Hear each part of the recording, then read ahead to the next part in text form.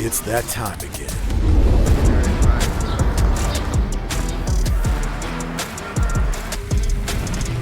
Welcome to the stage. Oh yeah.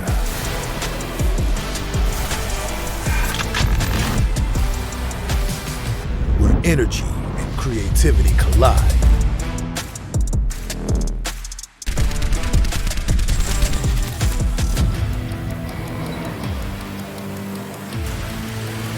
Here we go. Let's level up. Make this something to remember.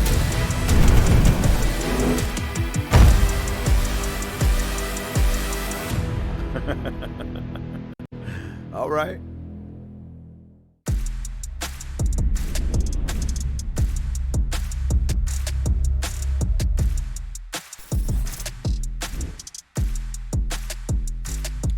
Hello and welcome, esports fans. We are here. We are live. Little NACE Star League action coming at you. The culmination of this 2022 fall season. I'm FBI Tugboat here with my man Septilens. Septilens, how we doing? I'm good, Tug. It's super weird to be here on a Tuesday. I'm not gonna lie. We're very used to NACE Rocket League on Mondays, but a Tuesday is just as exciting. And this is honestly, if you were here yesterday, the matches were a little bit one-sided for the majority. But this is a match that I think, Tug, I was kind of talking about this in the green room.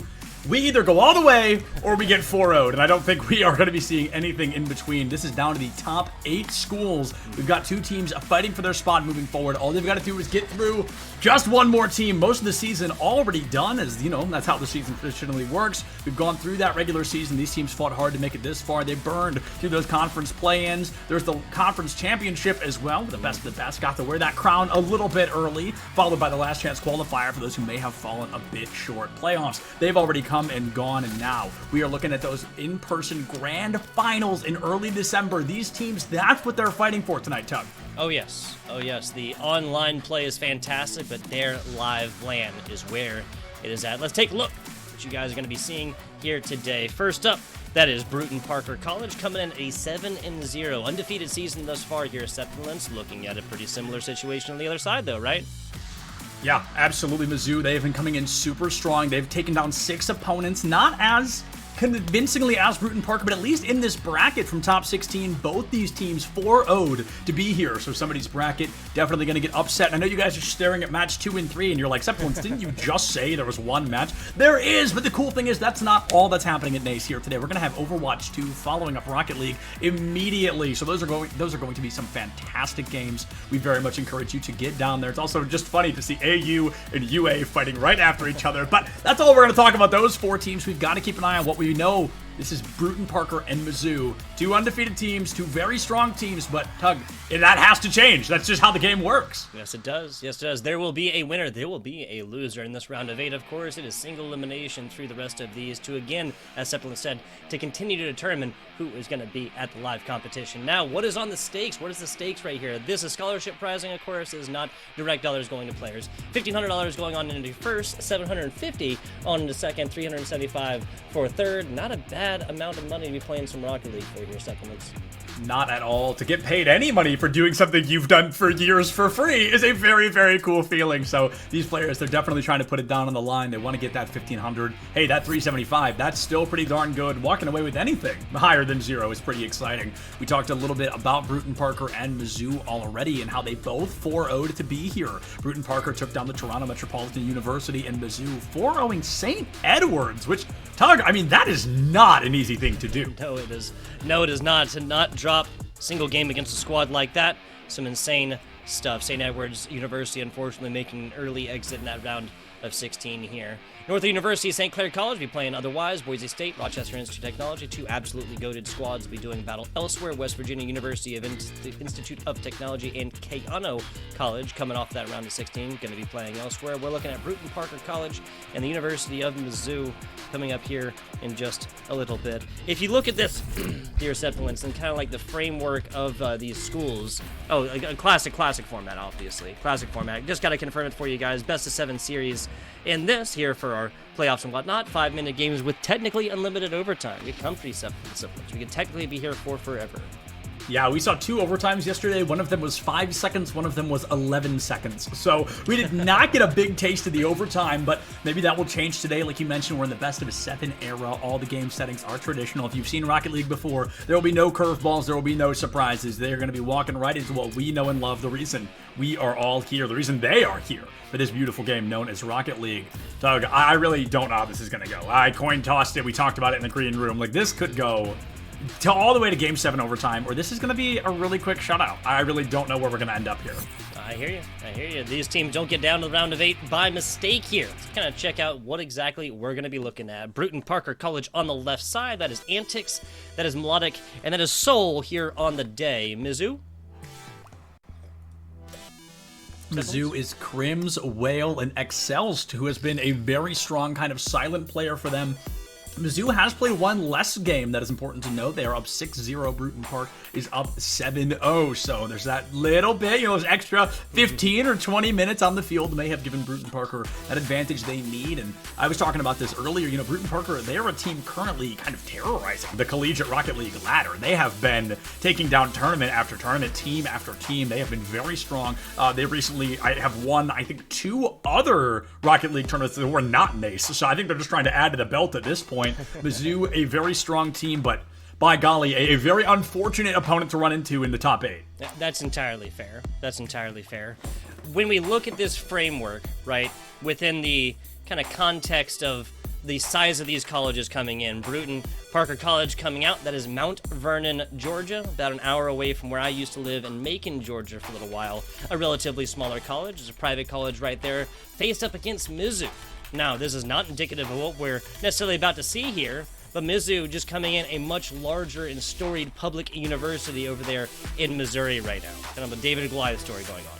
Absolutely. Now, we had 3 David and Goliath stories in a row yesterday. It was like an undefeated team versus an undefeated team, and unfortunately, we had no upsets. We had no expectations to file. It was just the team we thought was going to win did win every single time, and I'm rooting. I really am rooting that Mizzou can put something on the table here, but I have just seen what Bruton Parker can do at their fullest. It's like watching Superman at full capacity. It's terrifying. Nobody wants to fight him, and if you do, you probably know you're going to lose, but Mizzou, hopefully they can give us that upset we're looking for, Tug. Hopefully they can rewrite history right here.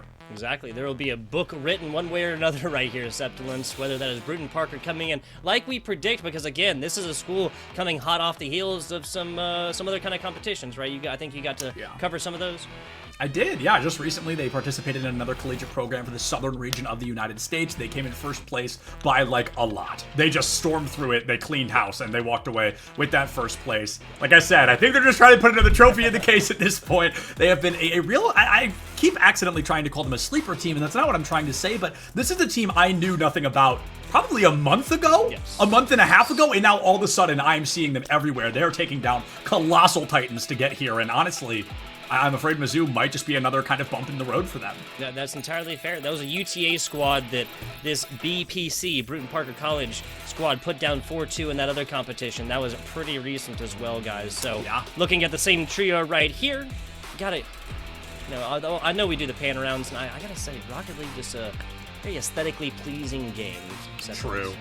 I like the clever inclusion of, like, creating a crowd, but at the same time, they didn't actually waste any, like, game mechanics or graphic inputs. It's just, like, little eggs, little beans in the audience. Yeah, little dots. I think that's a very clever idea, and I also like it because it really puts the game into a literal perspective, Tug, in the sense of, like, for a long time, I thought the ball was really big. Turns out the ball is normally sized, and the cars are small. I did not know that for an embarrassing amount of time. Yeah, exactly. I never put that together. Yeah, and I guess that would make the spectators particularly small, not 100%. They're like eggs, right? Yeah, I'm pretty sure they're like literally eggs. Essentially. Hey, they live full lives too, okay?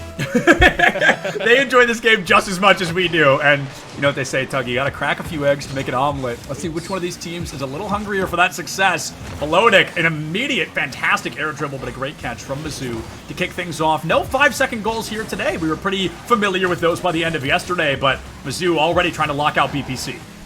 Yeah, so this is Seoul now, BPC on the offensive right now, Mizzou on the right, the orange here, rotations across to the middle, Seoul trying to pick this one up, so the BPC offense continues until Whale has something to say about that, a big hit right over there, trying to swallow this one he up. misses! Teammate, oh, brutal. That is very unfortunate. I can't tell if that was an intentional whiff or if that was a full-blown miss. I'm leaning towards the miss narrative, but it definitely hurts the team either way. Almost a minute off the clock. I'd say probably one whipped shot from both sides. Seoul goes for the setup. Nobody's there to find it. Melodic can't speed up in time. Mizzou has ball control for just a moment before Antics back to his normal play. Stolen away once again. Mizzou with ball control towards center field. I gotta say, Mizzou has been doing a fantastic job with these defensive clears that we're seeing right here. They really just need to keep up the offensive prowess afterwards. That's the second time that Mizzou's able to do this. Doesn't matter. Melodic on the other side. Defender. A technical own goal. We won't call it because you have to play that. You have to play that ball. You have to try and get that angle regardless. A perfect shot across the middle. Yeah, definitely not an own goal in the sense of, like, that was going in whether you touched it or not. not exactly your doing for sure. And as that first minute is off the clock, Bruton Parker has that one legendary goal, the single goal they need to win. But hey, Tug, let's double it, right? We're feeling good. Let's put it all back down, and let's see what we can walk away with. Seoul in what I believe was a 3-second goal. So a very quick lead for BPC. Yeah, so we'll keep track of the fastest goals, right? The speed with which, and the quickest goals, the least amount of time from kickoff to goal. I think 3 seconds is going to be hard to top that one. Seoul, the power of the sun, palm of the hand. Second goal right here, 1 plus the insurance. The insurance is always comfortable. 2 goals is when you can kind of pretend to start feeling comfortable. With 1 goal, you're always just barely away from a draw. But with 2 goals, you've at least got that little bit of a safety net. That net might have a few too many holes in it, though, because Mizzou's got 3.5 minutes to respond. And respond, they try, but it's going to fall just a little bit short. The crossbar decides that is not a freebie goal for Mizzou and keeps them with that big old goose egg. Yeah, once again, Mizzou, solid defensive clears, just can't quite keep up the offensive prowess on this and maintain possession through them. It's not for lack of trying when it comes to BPC, constantly putting this aerially up in the front right now, though. They seem to always have boosts and always be on point. 2 minutes off the clock, 2 points on the board, both of them in favor of Bruton Parker and Crims. Goes for a bit of a play, forces ball off goal, goes for the reset towards center field. Melodic gonna go low, finally can't find that momentum. A great air dribble from Crims, putting it in the back third of Bruton Parker. Putting it there hasn't been a problem, Tug. It's keeping it there, where Mizzou seems to struggle. Yeah, Yeah, exactly. That is a Crims player participating in that Missouri Army ROTC Rocket League Showdown. Got first place there. We just saw why. Crazy aerial acrobatics across the middle. Soul. Been saying this name a whole lot because you can't really ever look at this ball without seeing Soul right nearby. Yeah, absolutely. Often when you think of Soul, you think of Icarus flying too close to the sun, but Soul is the sun, and it's Mizzou who can't fly too close, or they are going to fall. Half the game already down and out, and Bruton Parker just currently in a very large kind of, it's almost a subtle dominance, Tug, in the sense of they're not dominating. It's not 11-0, but I can't remember the last time I saw Mizzou even get close to scoring. We finally see it, but a double defensive commit from BPC pays off in troves. A phenomenal turnaround there. Yeah, so BPC has also been monitoring and spinning their double commits very, very well right here. Mizzou on the other side may put players up, might get defensive clears, but just the offensive time of possession being continued on with their real problems here. Honestly, I mean, you take that 13 seconds out of the middle of the game right here where those 2 goals happen, this one would be 0-0 easily. True. Honestly, there was a really good 10 seconds for BPC, but sometimes, Tug, 10 seconds is all you need. Bruton Parker, they miss a pretty free goal. I'm not going to lie. Put him in a third one could have been a little more comfortable. And as we dip down into these final 90 seconds, 1 goal per about 40 seconds from Mizzou right now, just to tie things up. Are they going to be able to? That goal's wide open. Where are they? Yeah, that's exactly what I'm talking about. Mizzou, 3 individually gifted players. We were talking about Krim a little while ago, but you can't do everything yourself unless you're melodic, apparently. He knows the song. He's sung it before. Yeah, absolutely. Talking. That's so funny because you and I haven't done Rocket League in forever, but we're still on the same page in the sense that I always talk about the difference between a good team and a great team. A good team is a team of 3 individually very talented players, but it's those great teams, those ones that coordinate and communicate and work well together, that can thrive. And I think we're seeing BPC not working as 3 players on a team, but working as 3 players as a team. Yes. Every goal we've seen has been a group goal, except for Melodic with that last one. Yeah, that was just individually gifted player doing what they can, flexing style-wise. Bounce up, Antics barely gets there, and once again, where is the follow-up from Mizzou? This is high-level Rocket League acceptance. You can't expect these open nets to always go in. Absolutely. You've really got to have kind of what I would keep calling that contingency plan. Plan A is great, but you've got to have a plan B for this exact reason. Sometimes that goal is not going to work out as well as you want, and you need to improvise. You need to be able to jump in a brand new moment and throw everything you had out the window. Tug, we are now down below 10 seconds per goal, and Antics just barely kisses it out. It can get as close to the goal line as it wants, but until it crosses 100%, it does not count. Yes, the eclipse of the moon there. You got to get 100%. You will know when it happens. 10 seconds to go right here. Mizzou trying to turn that donut into a breadstick. That is off point. Not going to happen. Soul with a huge defensive clear. And this is Missouri that might have just gone 5 full minutes, no Rocket League scores on the boards. That's exactly the situation that we find ourselves in. Septilence, I was comfortable making the prediction earlier, but there were whispers, there were wavers, right, of like, oh, well, what about the scoreline? What about a 4-3 or 4-0? I was like, I'm not touching that one like it's on fire, Septilence. After this game number 1, the good news for Mizzou is that some of their mistakes are exactly what you pointed out. Need to move more as one cohesive unit, whether that's communication, coordination, I don't exactly know. I would love to be like a fly on the wall, right, of this esports labs as they're going through, of their esport lab as they're going through this one. Unfortunately, not going to be able to do that one, at least here today, but I would love to, I'd love to see this team just coordinate like a lot better and play more as a cohesive unit. Yeah, I think playing as a cohesive unit is of the utmost importance. And when we do see teams kind of fumble like this, traditionally we do talk about that communication, because I would say 8, if not 9 out of 10 times that usually is the problem. You're not able to get in, you're not able to follow up on one another. We've got 3 people trying to make solo plays instead of 3 people trying to make one play. That really can be kind of where the team falls apart a little bit. But of course, all we're doing is hypothesizing. Maybe they were communicating. Maybe Bruton Parker's just playing, dancing, driving circles around them, whatever you want to call it. But Bruton Parker, they were super impressive there in game number 1. I wish I had a slightly better memory, Tug, because yesterday we saw a team get absolutely dominated in their first game and then win 4 in a row to 4-1 the series. And it was pretty darn amazing, but to be fair, their opponent also wasn't Bruton Parker. So there's a little bit of kind of that narrative drive to it. BPC, though, if they want to set their own narrative, if they want to start things off strong, now is the time. Yeah, some big shout out here, guys. One of our organizations that makes this possible, that's Extra Life. Personally, I've spent a lot of my time working with these guys. They literally work to make sick children's lives better. I would challenge you to come up with a better cause. Mizzou, 15 seconds into this one.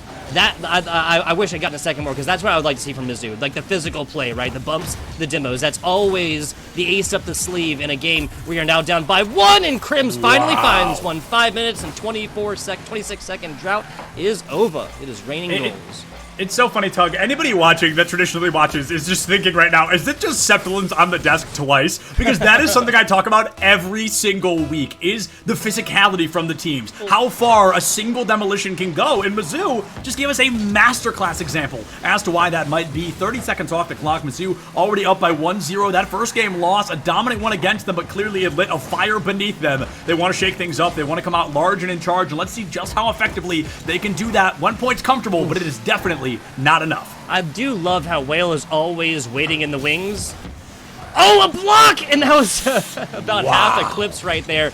Talking about waiting in the wings, then shooting down. The dive from the Peregrine Falcon, I believe, is the fastest animal on the planet. It is. Dives 300 miles an hour. It's my favorite animal. 300? I believe it's 280, actually, but they usually just round up to 300. I'm with it. Jeez Reese, I did not know that, people. Hollow bones, that's what it gets you. It's kind of terrifying. Was my favorite animal before I accidentally went to an undergrad whose mascot was also a Peregrine Falcon. So I spent a lot of time around them, but enough about me. Let's talk more about these teams. Bruton Parker's Melodic gonna tie things up early. Tug, there's this weird kind of double-edged sword of scoring in the first 30 seconds of a game, right? Your opponent still has 4.5 minutes to respond. Now Bruton Parker has responded with 3:41 remaining to continue this dominance. It's one of those things you'd much rather score the first goal of the entire game, 30 seconds left instead of 30 seconds. And whatever the scoreline is at halftime can be undone. It's always important to remember. A lot of times these second halves just take longer anyway because there's just a lot more action there. Either team gets down, backs against the wall. We'll see them kind of pull the goalie right here. Trying Melodic. Again, got the skills to pay the bills. Melodic has put up 2 goals so far of the 4 total for Bruton Park. Yeah, 2 of the 4. Pretty darn comfy. One player getting to take the lead a little bit. And if you're looking at the side of Mizzou, you're thinking, dang, there's Melodic guys everywhere. If only there was something we could do about that. If only there was some kind of way we could drive into him at high velocity and remove him from the equation. That is just unlucky, Tug. Holy cow. Not sure how that one happened. Antics had to grow an extra hand to block that one. Throw a glove on top, and that's exactly what the doctor ordered. Because I don't know how that would happen. I'll admit. Man enough. Hashtag crossbar hates Mizzou. That was so unlucky. That was just. Look away for just a second. That's what happens. Antics continuing on the pressure. Up and down. Some call it a wall fall. I'd call that a guillotine. Antics with their second. Antics with their second indeed. Look at this. I mean, it's just a beautiful waterfall, like you said. Definitely looks like a guillotine. I think I'm going to start calling that, stealing that right now. Up with their heads. I love that. And as we are getting just now ready to enter the second half of the game, Bruton Parker's retaking the lead. Mizzou found the lead once for a minute. Have not been able to find it back quite yet. Excels with a phenomenal block early, gives them ball control, rushing it down the far right side, up and over one defender, past another, and it's still going to be blocked out by Melodic. Luckily enough, just enough boost to the tank to prevent that goal. Read that one perfectly. Melodic did, like you said, just enough boosts to get there. It happens. BPC has stabilized. Mizzou getting better onto the second man up. You see that? Like that was a centered ball, and there was finally a second player there to try and play it. Yeah, it's a very small change that can go a really long way. I mean, that could beat a lot of other teams out playing like that, but if you're playing against Mizzou, you've got to be 185% on the table. Sorry, I meant Bruton Parker, not Mizzou. But if you are Mizzou right now, you've got to be playing 150% correct. Are they going to be able to pick something up here? Melodic gets a very sloppy touch in the center field. Hard rush down. It's Soul, bouncing it into the far corner, up into center field once again. There's the demolition I wanted to see a minute ago. This might be a goal for Mizzou. Up and off, back in the crossbar. There to make up for that weird play earlier. Tied up 2-2, 104 seconds on the clock. There you go. So the sidebar actually gave it the correct angle. The top bar just kind of deflected it back on down. Solid breaks there for Mizzou. Hey, the crossbar giveth. Crossbar taken away. 2-2, 104 seconds left. What do, Sepulence? What do Mizzou? I mean, this is a very tough scenario to be in. They've got their second point on the board. Bruton Parker has been pretty dominant with ball control, but lesser so in game number 2. Unfortunately, the second they lose the lead, they say, you know what? Let's be silly. Let's just take it back immediately. 6 seconds later into this round, and all of a sudden, Bruton Parker has that lead all over again. 97 seconds left, so there's plenty of time for Mizzou to answer back. Yeah, so I think that Bruton Parker is actually played at an actual non-0-0 tie for maybe a total of 15, 17 seconds, something like this. Literally. Quick responds. It has been insane how quickly that one happens. Open net all day long. Whale takes a bite. Whale comes in quickly there, finds an immediate answer of his own, so now we gotta bump that timer up a little bit. It was 17 seconds. Let's see how much higher it gets. Does Bruton Parker immediately answer back with a goal? Did they deny all hopes and dreams of Mizzou taking a lead once again? Or is Mizzou really starting to pick up the heat a little bit? You know, did that loss light that fire underneath them that they really needed to walk away with some high levels of success? 80 seconds remain. A great clear down from Mizzou, but Sol should be in the way to catch it. Bounces it right in. A great pinch off the corner, up and over. One defender into a second toward that center field. A phenomenal clear toward Bruton Parker's goal. And I don't see anybody there to catch it in time. Demolition comes in too little, too late. Yeah, so that, rewind 3 seconds or so, have that demo be there, have offensive players have boost. It might be in a different story, but that's theory crafting, maybe at its worst, actually. 60 seconds. 2020. Yeah, exactly. 3-3. Right now, we already have twice as many scores as we have seen in game number 1. We're guaranteed a 7.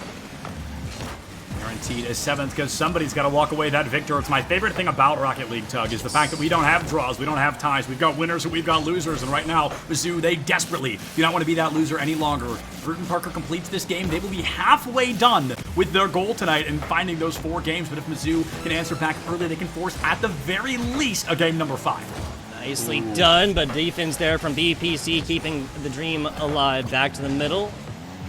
It's Excelst. Some wonky stuff over on the corner. Fancy, maybe for fanciness' sakes, as BPC now getting on the offense, forces the hand, double commit right here. Very happy for Mizzou that they did not have a follow-up player there. Without a doubt, the double commits have been waning just a little bit. You know, they have not been as common here in game number 2 as they were in game number 1. And Tug, here in game number 2, it looks like we might, no, maybe, no, I gotta let the ball touch the ground first, but overtime, just over the horizon. But, of course, the possibility of that garbage time goal is always just around the corner. Not gonna be happening here, though. Our first overtime of the night. Night and day right here, Septimus. Game 1, a complete shutout. That was Mizzou going 5 minutes, no scores on boards. Now we got plus 5 minutes with at least 3. Back to the tied-up type situation we go. Trying to walk the dog. Can't quite get to it. Mizzou strikes first in game number 2. Wow, Mizzou, I mean, a critical moment of play there from them. There were so many mistakes that could have been made. They could have let the ball fall. They could have lost game number 2, but instead, they just steal it away. Excelst in a critical moment guarantees us, at minimum, a game number 5. Mizzou tying the series 1-1. There you go. Keep the brooms in the closet, at least, until we get maybe down to a reverse sweep type situation. I guess a full reverse sweep is now impossible, given that we have basically a best-of-7 series turned into a best-of-5 series, with the tied-up Game 1 going 3-0 for Bruton Parker, Game 2, University of Mizzou, with just a little bit of overtime action. Talk to me a little bit about, like, the differences, though. Obviously, like, the scoreline, that's a... You can't go 5 minutes in a Rocket League game without putting up any points right here. Game 2, though, being completely different. Yeah, without a doubt, and I think it all has to do with one thing. You know, it's a little secret word, begins with a D, rhymes with demolition. We just saw so much of it coming out of the side of Mizzou. They were absolutely dominant, hyper-aggressive, and they were not allowing Bruton Parker to play the game they need to play to succeed. We talked so much about game number 1 and how Bruton Parker, they're playing as a squad. They're playing as a team. Mizzou clearly realizes that as well, and they say, okay, what happens to the arch when you remove the centerpiece, right? What happens to a team when you take one of those players out? It's going to crumble. And I think Mizzou did a really good job of not allowing Bruton Parker to find that setup, to find that follow-through, so a lot of their play is falling short. Let Mizzou sneak in and find their own game victory. Now, like you said, we're essentially in a BO5. Exactly. I think also there's like kind of a stark difference between like the first half of game number 2 and the second half. Like everything in the last 2.5 minutes, as well as the overtime type situation there. I think Mizzou has found what they want to do with like physical play, bumps, demos, everything else like there, but also with those follow-ups. It's all about those passes, and even another pass, and another pass into points. Sometimes it literally takes that many. Yeah, we've seen several opportunities where these teams have snuck out a victory in a very unusual scenario, but right now we also want to give a thank you to another sponsor here at NACE Star League, is the Army ROTC. Become a leader for life. I'm going to hope someone puts something in chat for you guys to click on, like a link or something maybe, but what I do know, Tug, is that 15 seconds in, no early goals yet, and this is now the 3rd game in a row where nobody gets to establish that immediate dominance. It's a really slow back and forth. Mizzou on the other side does a fantastic job. BPC continuously just puts these balls on point, even if that's like half pitched and it's something like, okay, well, you know, that's not an open net, that's not going to go in. They're still forcing the hand of the defenders, and by doing that, they're forcing defenders to burn up boost and reposition, and sometimes even get up there and be forced to hit this ball that sometimes foists them far right, far left, and another player is forced to take goalie position. Bad double commit right there, and Melodic is going to take advantage of that one every single time, every single day, eyes closed or open. Yeah, seriously, that was a very just kind of not scripted opportunity. Two defenders were there, but the goal line was absolutely in vision there. It was very clear on what they needed to do, and they did exactly that. Going in 50 seconds off the clock now. Bruton Parker finds an early lead, and I will say statistically, when Bruton Parker scored first, they won the game. When Mizzou scored first, they won the game. So if that tells true, of course, already only a minute off the clock. But Bruton Parker, if they can live up to that statistic, they can win game number 3. But Mizzou, they know 97% of statistics are made up. They're going to try their hardest to win this no matter what. Exactly. Oh, exactly. Mizzou right there, solid offensive opportunities, but their only true shot was put like literally right in the breadbasket. That's more so what has been scoring this matchup so far. Like just wonky hits. They don't have to be incredibly fast and loud, Seth. I mean, this right here, I'm guessing something like 30 miles an hour, 50-something kilometers per hour, or something like that. Yeah, most definitely. And it's so funny, I talk about this a lot as well, in the sense of how many people often there's this false narrative that to win this game, you have to be the fastest. When in reality, you can slow it down. You can bring out the slower, more calculated plays and be just as victorious. Of course, you can't be driving around at 5 miles an hour, but you also don't have to be full throttle boost all the time. That can often be more dangerous than it is helpful. Hey, Seth, don't tell me how to play my ranked games. You're right. If anyone's giving advice, shouldn't be me, honestly. I would say if I was good at it, I'd play it. I cast it for a reason. You know what I mean? Like, yes. We are on this side of the desk for a reason, people. 3 minutes. 8 seconds left on this. Melodic trying something beautiful up top. Can't quite finish the composition. Soul from the top right here. Shine some light down bottom, but VPC is actually having possibly given an opportunity so far. The hardest time getting this out of their defensive third that they've had so far. Melodic, the last back, that is going to start a little bit of offense, and just like that, nice hoist over. Mizzou should be able to pick this one up. Oh, what a no! Soul even better the block. Oh, you jumped the gun, Tug. You didn't get it in. There's the block out there. I thought that was going to be a shoe-in, but the shoe did not fit at all. Oh, a free goal here on the side of Mizzou, but nobody's there for the follow-through. That is exactly not what you want to see, and something we've been harping on a lot, to be honest. It feels like Mizzou is relying a lot on their Plan A's, and Plan A kind of fumbles. They go, I don't know. We'll figure it out next time. And right there, another missed opportunity from Mizzou. That's 2 goals. They could have essentially hypothetically tied this up, but hypothetical is not going to count. It's what's happening in the here and in the now that matters. Yeah, exactly. Perhaps this is a difference, once again, of trying to go too fast, because multiple times now that player was literally ahead of ball in the most recent Mizzou open net opportunity. As it is, Red Stick looking to turn in, Donut looking to turn into a breadstick right here. 0 scores on Mizzou. Are we just going to see the odd numbered games just be 0 scores from Mizzou? Is that the theme we're going to see? Okay, but that would not be good for them at all, because they would just lose 4-3. Yep. They've really got to rewrite history one way or another. They've got to shake things up. They've got to put a new narrative on the table, because if they lose every other game, they're going to lose first. It'll just be a 4-3 in favor of Bruton Park, but Bruton Parker can put down their second game here. They can establish that dominance once again. However, Mizzou, 90 seconds left. I think that is more than enough time to make something happen. This is, both of these teams have scored twice in the space. I think it was 13 or so seconds for BPC and 27 for Mizzou right there. Got the skills to pay the bills. Will it happen? That is the question. You got to stay tuned to find out. 72 seconds left in this one, Seth. Let's take it away, please, sir. 72 seconds, take it away. I shall. Bruton Parker looking to do the same thing. Let's be honest. I mean, they're down to finally 60 seconds, and they only need to prevent Mizzou from scoring 2 times. That's 1 goal per 30 seconds for those that are curious. And I don't know if Mizzou is going to be able to do that. I mean, we've seen, looking at 4 minutes with no goals. Why should they be able to find 2 in 60 seconds? That's kind of where we're sitting on the mentality of this one. And things are going to be looking rough. However, Mizzou, they've got to look at each game as that GG, go next mentality. You're not going to win them all. You're not going to lose them all. But if you want to win something, you got to stop losing. And that's kind of that weird mid-ground that Mizzou finds themselves in right now. 30 seconds remain, 1 goal per 17 seconds. And Bruton Parker looking to take away game number 3. Not going to lose them all. Sepulence again. I'm asking you to stop talking about my rankings, man. I'm asking you. 24 seconds left in this one. Mizzou, unfortunately, staring down the barrel of a very similar situation in Game 1. They have poured everything in offense about 30 seconds or so ago, and that is actually an own goal. Melodic is going to get gifted another one right here. 16 seconds, not going to happen. Mizzou, unfortunately, yet again, had not taken a victory in regular time. That was a very close game number 2 that went down to the wire for them, and we see another 3-score game here in game number 3. Honestly, what this is, and we'll talk about more of this once we actually get triple zeros up top, but I think that Mizzou just spent way too much time kind of like respecting VPC, but like coming up here and just playing, not like passively, and again, they were able to get their offensive players into position more often, and this game number 3 right here just didn't turn to gold. Yeah, it's really fascinating. It was very close from Mizzou, but close only going to count in hand horse and shoe grenades, and I don't think that's exactly what we're seeing in game number 3. If you look at game 1 and 3, you kind of see this weird kind of similarity in the sense of it felt reactive instead of proactive from Mizzou. Then you look at game 2, where they won because they were the proactive team, and it's like, what happened? Why did you backpedal into the position where you lost earlier? Why aren't you continuing to be that proactive, dominant, pace-setting team? Clearly, Bruton Parker wasn't ready for it. Maybe they're not going to be ready for it again, but right now, something's got to change here, Tugger. Mizzou might fall 3-1. Mizzou, all they need to do is come out with an early goal yet again. Set the pace, like you just said.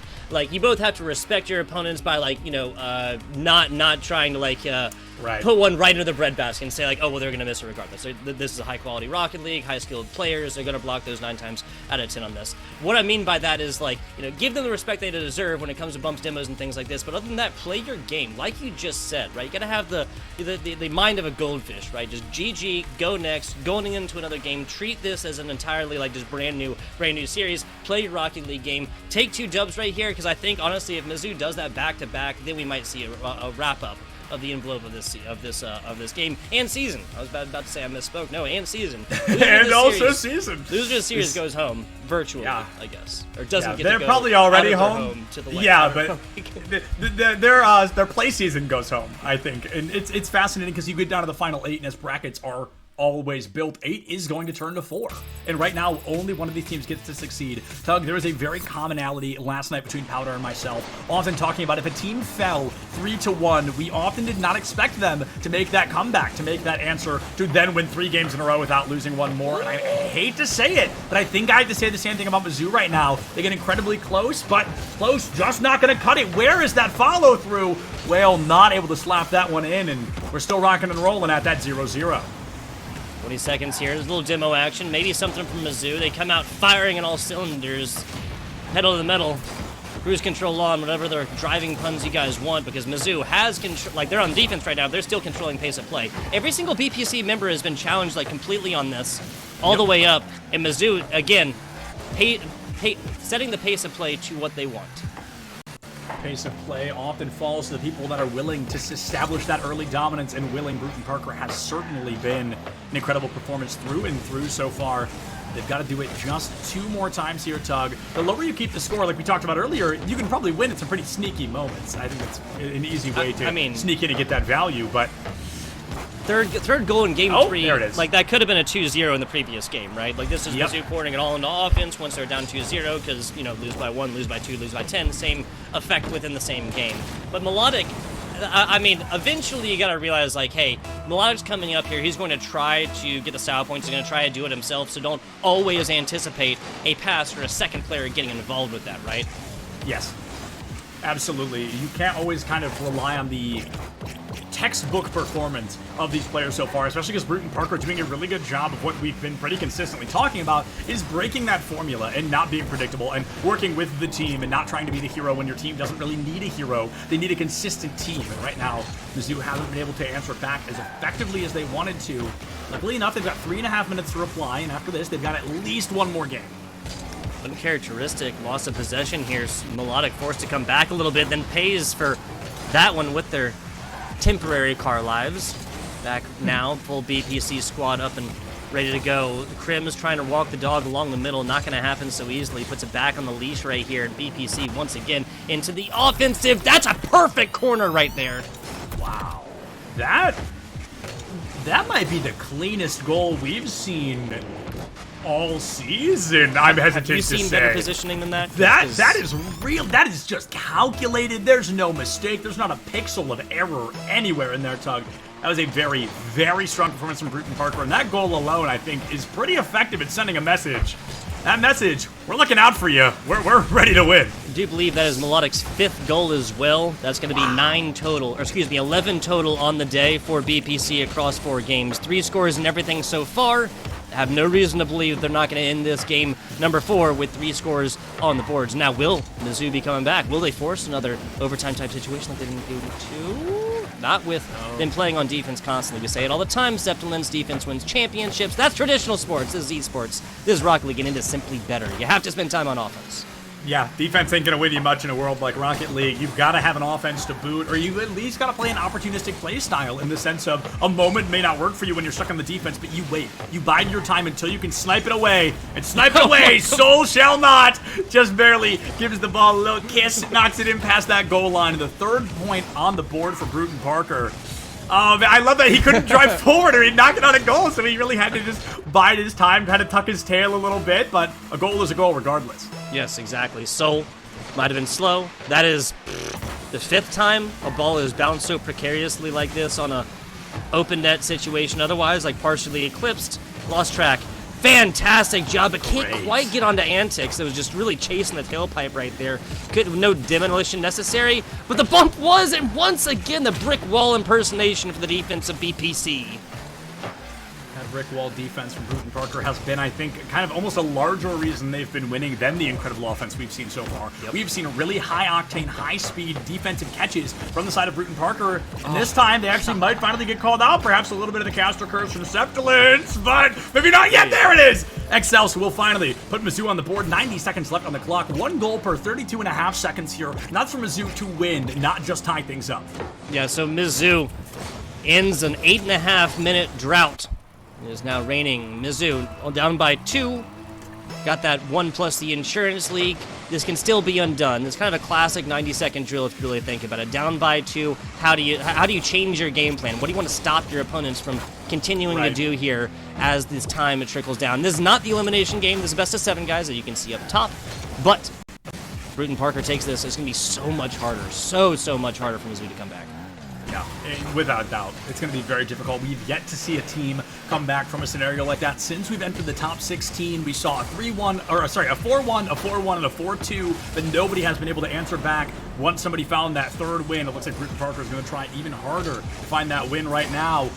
Minute 6 on the clock. Things looking very rough. I don't know, I'd say 31 something seconds per goal here from Mizzou. I mean, that is, no, wait, that's still 3. Okay, I don't know, 20 something. I don't know, Tug. Either way, Mizzou, their backs against the wall. They're about to be 1 minute away from their tournament lives on the line. Yes. Caster Math, again, giveth and taketh away. I was impressed earlier, Septilence. I have my highs and lows. I really do. There you go. I am not confident enough in my quick math capabilities. But 50 seconds left in this one. 15 seconds or so per goal. I literally said I wasn't capable, and then I did it. Sorry. There he goes. That was easy. It was 45 and 3. 45 and 3. I swear to God, I'm not playing that. 45 and 3 was easy. 45 and 3 was easy. Down by 3. Right. Mizzou. I wouldn't be surprised if we see another BPC goal actually, because Mizzou's going to pour everything into offense. But I would love to see. There's still plenty of time. Mizzou's in that weird spot where mentally, they're not only racing against BPC right now, they're racing against the clock as well. And it's in that moment where you get super nervous like this that you overextend, you overplay your hand, and it costs you goals just like this. Antics with the double tap in past not 1, not 2, but 2 defenders to put Bruton Park's 5th goal on the board. 26 seconds remain, 1 per 5 right now for Mizzou to win this.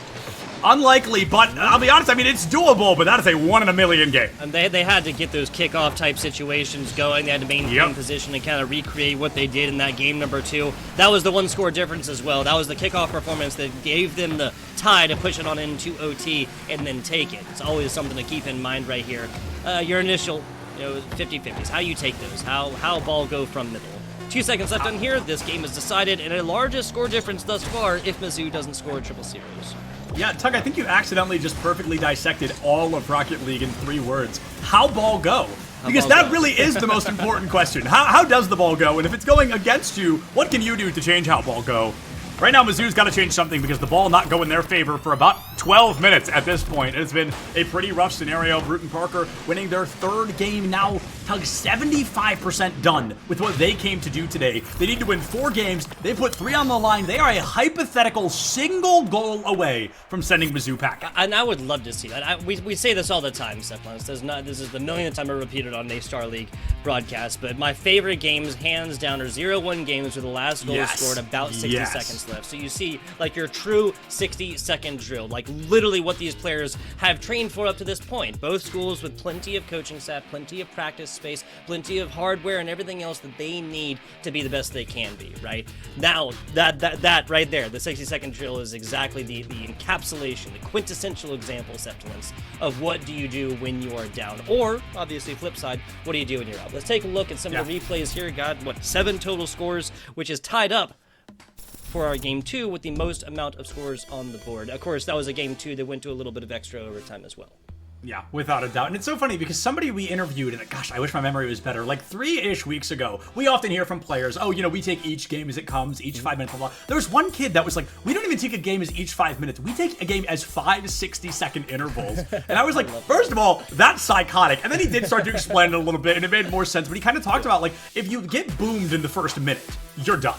You're going to lose that game no matter what, because Rocket League is just as, if not more mental than it is physical. It's about keeping strong mentality, keeping that strong focus on the game. And he talked about, you know, first minute might be absolute garbage from us, but we cannot let that first minute define the next 4.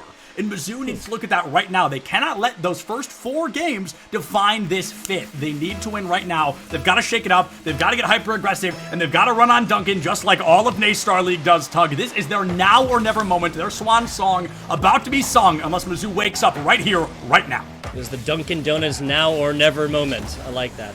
I like that. We'll patent that one later here, Seth. Yeah, patent pending. There you go. 15 seconds left on this one. I cannot agree more, and I absolutely love that kind of breakdown right there. Right? You can lose this first minute, but as long as you take the next 3, that is a-okay. Yep. That is a-okay. 30 seconds left in this one. No 6 seconds, no 3-second goals here for either side. Both teams playing some honest defense until Whale is not there. Excel is going to be able to beat feet to get to that one. Now Whale over the top takes a huge hit, and Lee starts his defensive clear. The Crims now continues.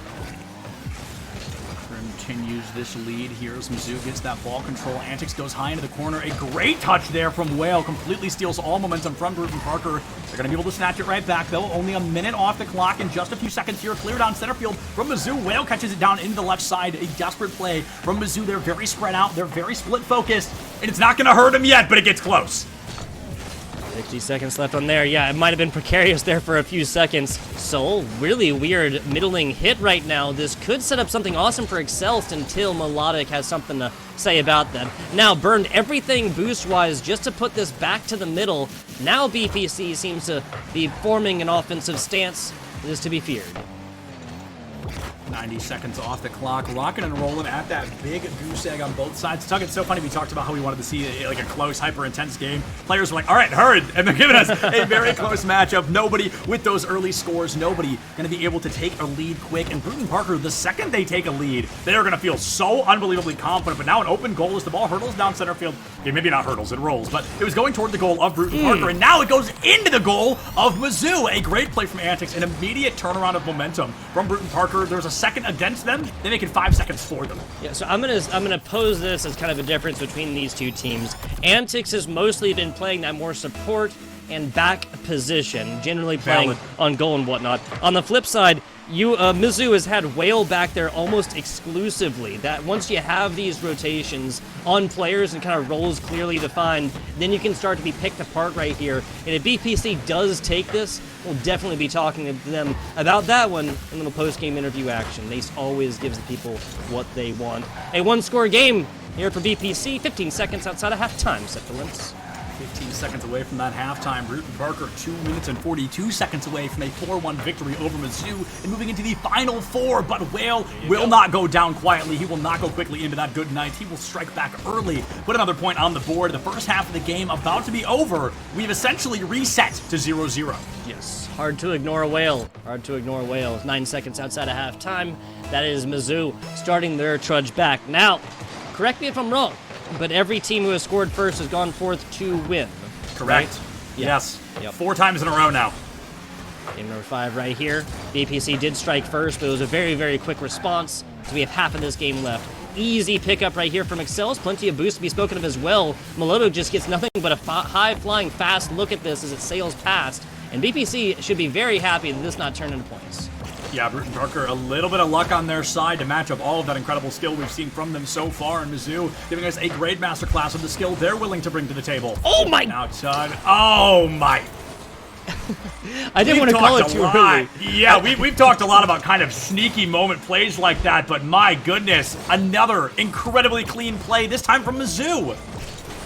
Crazy stuff. That's exactly what the doctor ordered. Now, will Mizzou be able to maintain this lead until triple zeros? I would be very surprised if we saw no more scores in this game number 5. True. Will Mizzou be able to put up some more of their own? That is what their tournament lives, their season lives depends on. What a shot across the bow. Just let Niantics know that they're there. Yeah, you know, they're telling them we are right here. We are not going down quietly. And Mizzou now trying to win game number 5. They want to force that coveted game 6. I believe it would only be the second one we've seen in the last 2 days. Oh my goodness, Tug, 2 minutes left on the clock.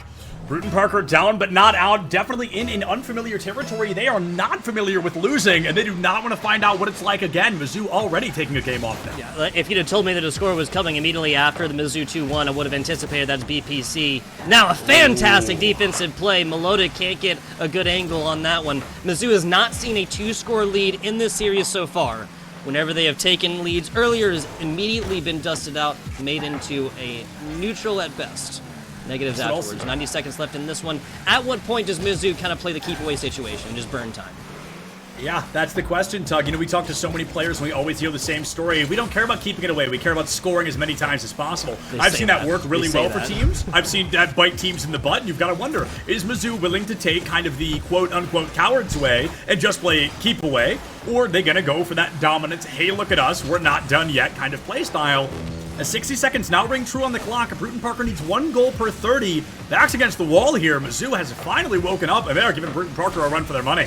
I would say as long as they're up by 2, there's no keep away situation type necessary, because right now all it's about is that mental boom, that mental game, making a statement right there and saying, again, like you said, we will not go so quietly into that good night. Still going on offensive opportunities and putting up another one. There you go, Excels.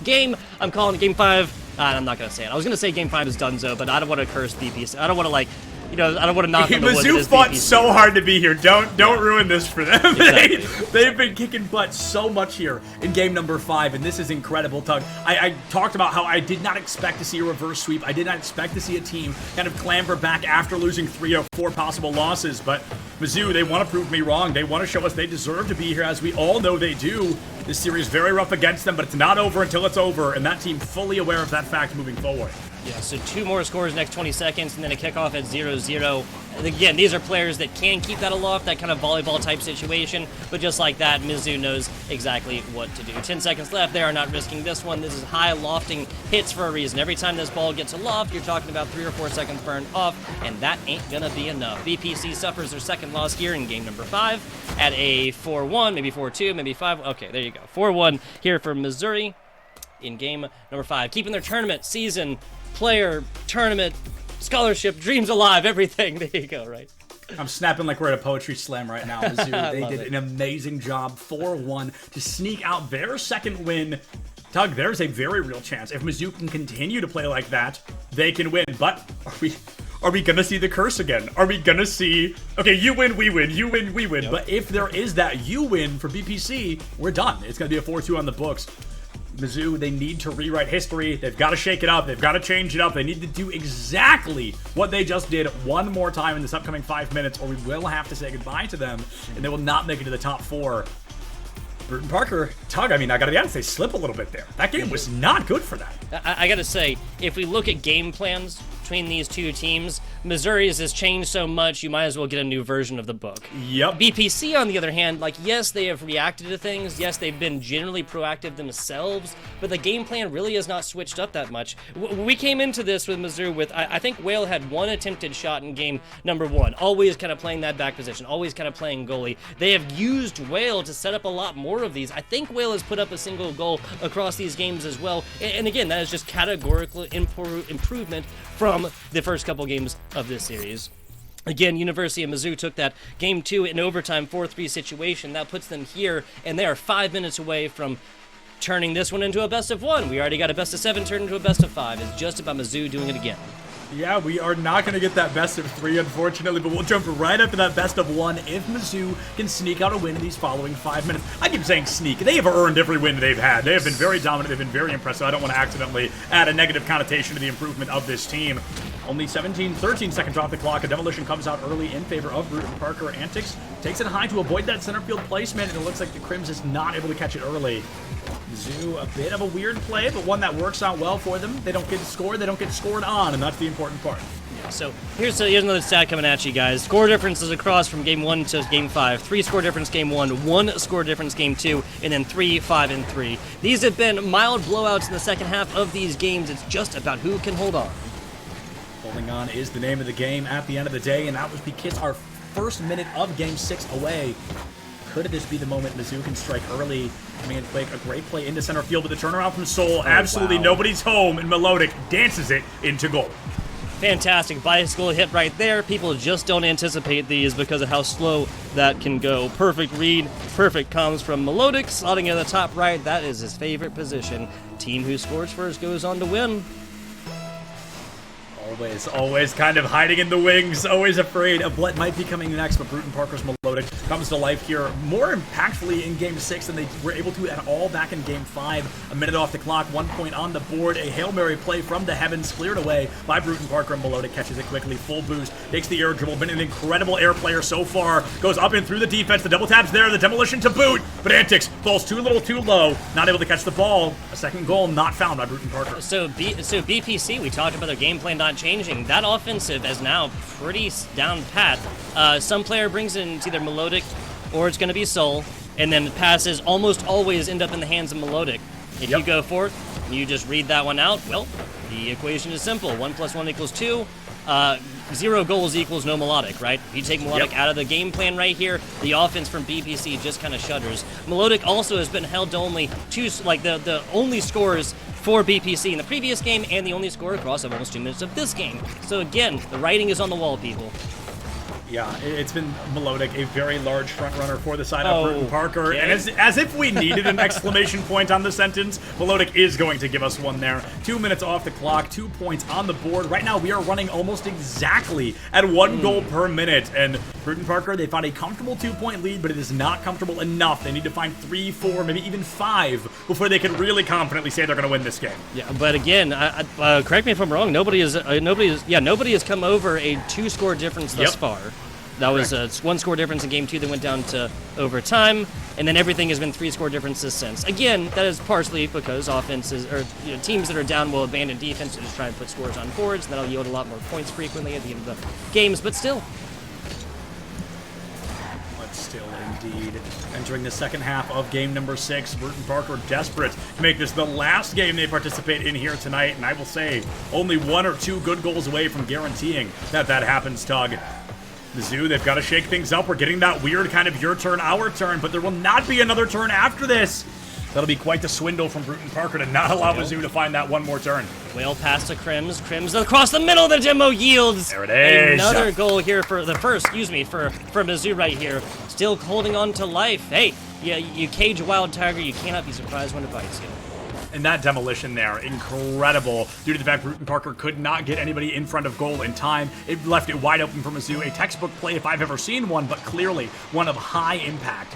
Now 2:10 remain. Bruton Parker, their lead has been cut in half, and they're going to feel the pressure a little bit here. Mizzou scoring one more time can tie things up. If they find a second goal after that, they would then be the first team tonight to come over that 2-point gap we keep talking about. Yeah, and so that's going to be just off the back of some really stellar and solid defense. Slower play across the middle. Players mostly opting for kind of that aerial acrobatics right now as ball meets towards the middle. Antics, last player back. Easy defensive block, and that is almost a perfect setup.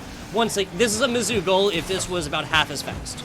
Yeah, honestly, it's just all about that pacing, all about that speed once again. 90 seconds left on the clock. Winning by a single point is still a win, and Mizzou might learn that the hard way. Excel's to great clear down center field, but Sol there to catch it out. Sol been relatively quiet in this game. Excel's trying to capitalize on that quiet nature, but it's still going to be knocked away. Antics, a great clear downfield. 77 seconds on the clock. Crims gets in the way, passes it upwards, and that is blocking out another goal from Bruton Parker. That's a solid ball on point. Antics is forced to play it, take it off the wall, and picks up a big corner boost on the way. BPC has also been doing a pretty good boost starvation game in the past 60 seconds or so. detail right here. Mizzou, I mean, we've literally gotten first-person perspective of them running over empty corner boosts constantly and forced to pick up 12s. Yeah, it is definitely a tough scenario to be in. A pretty silent strategy, but one that can clearly, as we're seeing right now, work wonders for a team. You go for that boost route, they have to move at the fastest natural speed without that additional boost. They can't do air dribbles, they can't get hyper-aggressive in the air. They have to completely change their play style. Right now the play style has been changed, and it looks like it's Bruton Parker coming out on top of this pace of play. 35 seconds left, 1 goal away. Mizzou can literally take this all the way down to the final second and still snatch out a victory, or at least a draw to force overtime, but Tug, they got to get ball control first. Again, pay attention, people, to these big lofting hits. Every time BPC puts this up, that's another 3 or 4 seconds off the clock. Antics knows it. Now a triple hit off here, looking for the 4th. Whale trying to set something up across the middle. That's a nice bounce, and Mizzou has tied it up. 13 seconds. Oh, 13 seconds on the clock. They're trying to guarantee a second overtime if they can, but right now, Bruton Parker feeling the heat just a little bit. Wouldn't be a complete and total reverse sweep, but it would be 3 game wins in a row for Mizzou if they could win this and then force the following and win that out in a true final scenario, Game 7. Down to 12 seconds on the clock. Krim's trying to take a Hail Mary shot early off the kick, but it's cleared away. Excel's trying to find a 1v1 into the far corner. Goes up and over Soul, knocking it back towards that no man's land. Goes up high for Bruton Parker. Goes down low for Whale. Can't fight it. The disruptor is there, and now we are in that garbage time. Does Krims put it away? He certainly does. We are going all the way to Game 7. The way. Wales, I'm this is sweating. the only goal that Whale doesn't have a huge hand in. The first 2 goals, I was talking so much about Whale being kind of like the defensive setup player. The first 2 goals was not Whale with the actual goal themselves. The first one was a demo that was set up that would have been blocked away every single day if that defender literally had just parked the bus and just sat there, would have gotten blocked away. The second one is a beautiful pass at 13 seconds from Whale to get this tied up right here. And Mizzou has not only broken so many molds right here, they have done what we've been talking about so far, which is coming back from that 2-score lead. Everything is off the board. We have no predictions. This is a full Game 1 determination of who is not going to stay home but is going to go off to land. And I will say, not to toot my own horn, but at the beginning of this, I did say we're either getting a 4-0 or a Game 7. That's true. Here we are, Game 7 locked and loaded. That was an incredible final moment from Krims, and I love that aggression that came out, kind of that one-man show that they needed. And we talked earlier about how they tend to play as individuals, as solos, and how that can be a bad thing. But there's also scenarios in which that can be incredibly impactful, just like the one we saw. Mizzou, they have it. Even if they lose, they are the first team to go this far after losing 3 games to their opponent. We saw 3-1s and 3-2s. This is the first 3-3 we have seen in the last 2 days since we entered that top 16 bracket. Yep. Can they make it a 4-3 in their favor, Tug? These next 5 minutes will decide, and I will say, momentum heavily on their side right now. 2 games in a row. Bruton Parker did it earlier between Game 3 and Game 4. Now that was 9 total scores to 1. Okay, so the score, that is also just something that's so interesting to me if we do see that, right? 2 one-score games for the University of Missouri. If this goes down to a 1-score game again, or even a 2-score game again for Missouri, it won't matter because it won't matter for this stat that Bruton Parker will have put up more total goals across these 7 games, but still will have lost if, again, Mizzou takes this. Insane. Okay, Melodic taking off the gloves a little bit. He's like, okay, this is getting a little scarier than we meant for it to be. So let's get a bit of a cleanup crew from the side of Bruton Parker. But that 1-goal victory thing, we haven't seen it in a few games now. The team to score first has not always been the team to succeed in that game. Mizzou upsetting that statistic twice in a row. Maybe you're gonna make it a third. It's only 6 seconds are off the clock. Back to that double-edged sword. Yeah, so Melodic, he heard it. He heard BPC winning, BPC scoring. Okay, yeah, you hear it, you make it appear. You hear it, you make it appear here, people. 15 seconds in, 1-0 here for BPC after a weak defensive hit over the right side, almost perfectly set up Melodic yet again. We said it here. I have to wonder when the game plan just comes through, and that is simply stop Melodic. You got to stop the song. Yep. You got to get him out of the way. We talked about flying too close to Soul, flying too close to the sun, and the danger that can present, but it's really been Melodic who's punching in those moments when they really need to, giving the team an open lead, carrying their teammates to not quite a victory yet, but to a lead in the most pivotal game of Rocket League we have seen in ages. Both teams now, tournament lives on the absolute line. If you lose in these next 4 minutes, you are going home. There is nothing left for you here at NACE this season. You'll have to pack up, and this would be a pretty devastating loss for Bruton Parker after that lead, but it's going to hurt just as much, if not more, for Mizzou getting this close to a comeback. Yeah, this would be absolutely brutal for BPC coming in here. First 4 games, 2 of them being scoreless for Mizzou. Yep. The comeback here would boom the mental, I think as the kids say. Nailed it. Did I Would think boom not? the mental indeed. Oh! no! He could have just let it go. Okay, all right. I was gonna say this Mizzou player could have just let this one go. Let's check it out on the replay right here. Crims puts it over. That player doesn't touch it. Antics gets nothing but a front row seat to this shot. Excels coming in here. Little assist, little shot, doesn't matter. Mizzou is now firing as that well-oiled machine. And that really goes to show kind of the danger of, and it wasn't a full double commit from Bruton Parker, but they were out of position after the initial defensive block, left the goal wide open, and it guaranteed that clean slide-in play for Mizzou. They've tied it up, only 90 seconds off the clock. We are essentially at that complicated 0-0. Both teams have scored once, but somebody's got to score one more to win it out. Soul stuck in the back third, constantly trying to play that goalie, making sure Mizzou doesn't get those free off-the-wall shots. Crims knocks it off the ceiling, stolen away. Whale goes just shy of the ball, and Soul should have it, but Excelsis decided should is still not enough. Yeah, BPC members generally always snap to when it comes to taking out goalies and whatnot. Not necessarily the situation in this most recent offensive stance from the Bruton Parker College squad.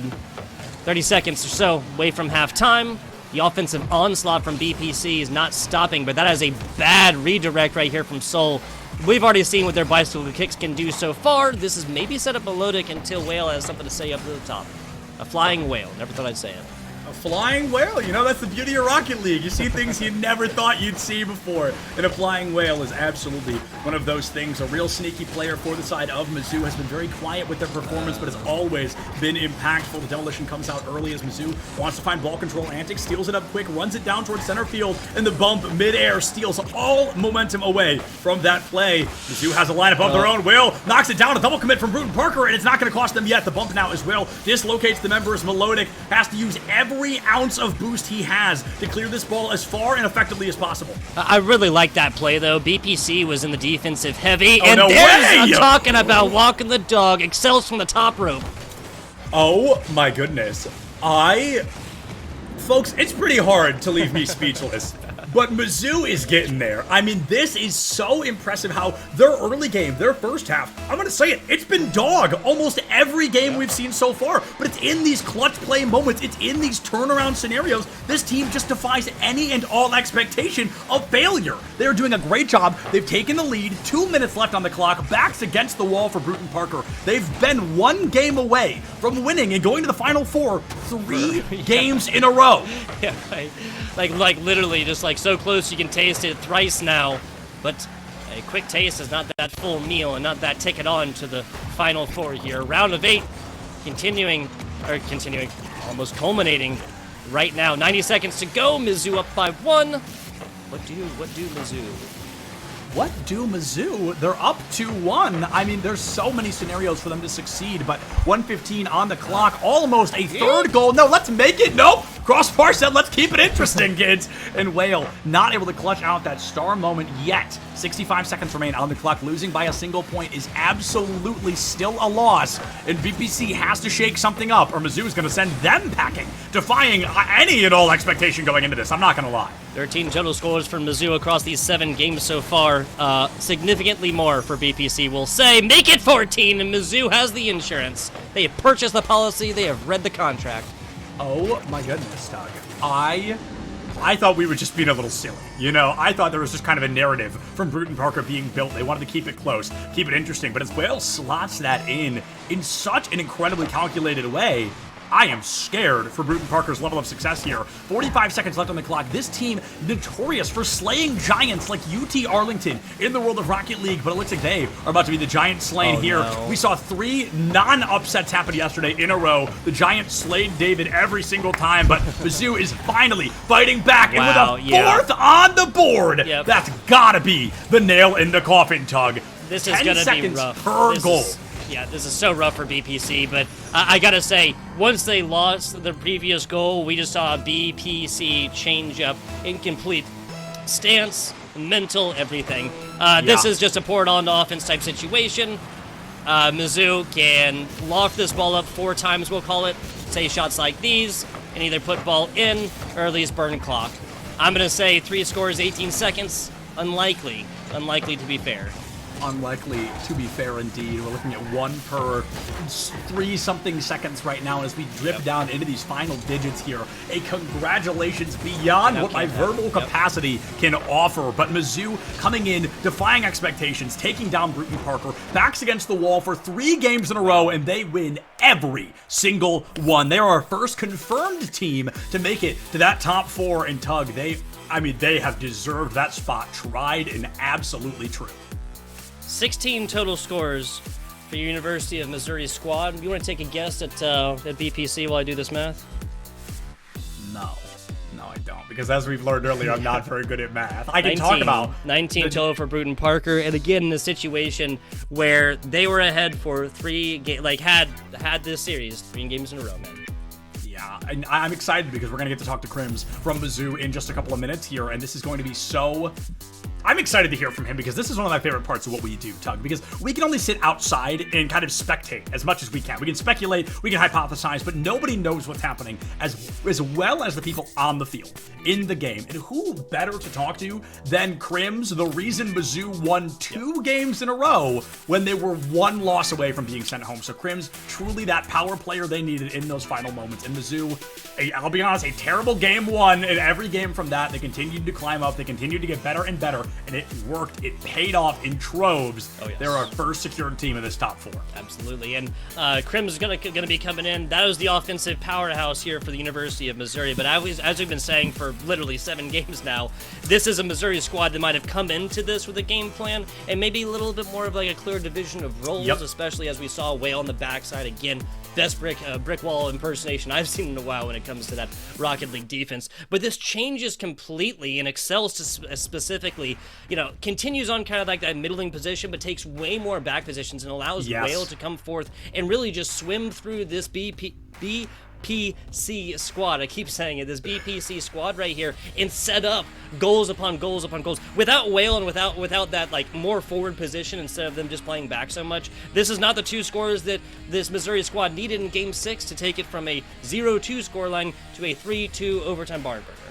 Yeah, absolutely. It was definitely interesting. Bruton Parker, that is their first and only loss of the season. They lose in a very crucial moment. Maybe the stress gets to them. Maybe Mizzou just got into their heads with the 2 wins in a row. They snipe away a dominant third, and now Bruton Parker, unfortunately, no longer here in A Star League. They will be sent packing for this portion of the season, and Mizzou, they are finally making it to that top 4. We're going to get to talk to the Clutch King himself, Crims. Let's jump over and see what he has to say.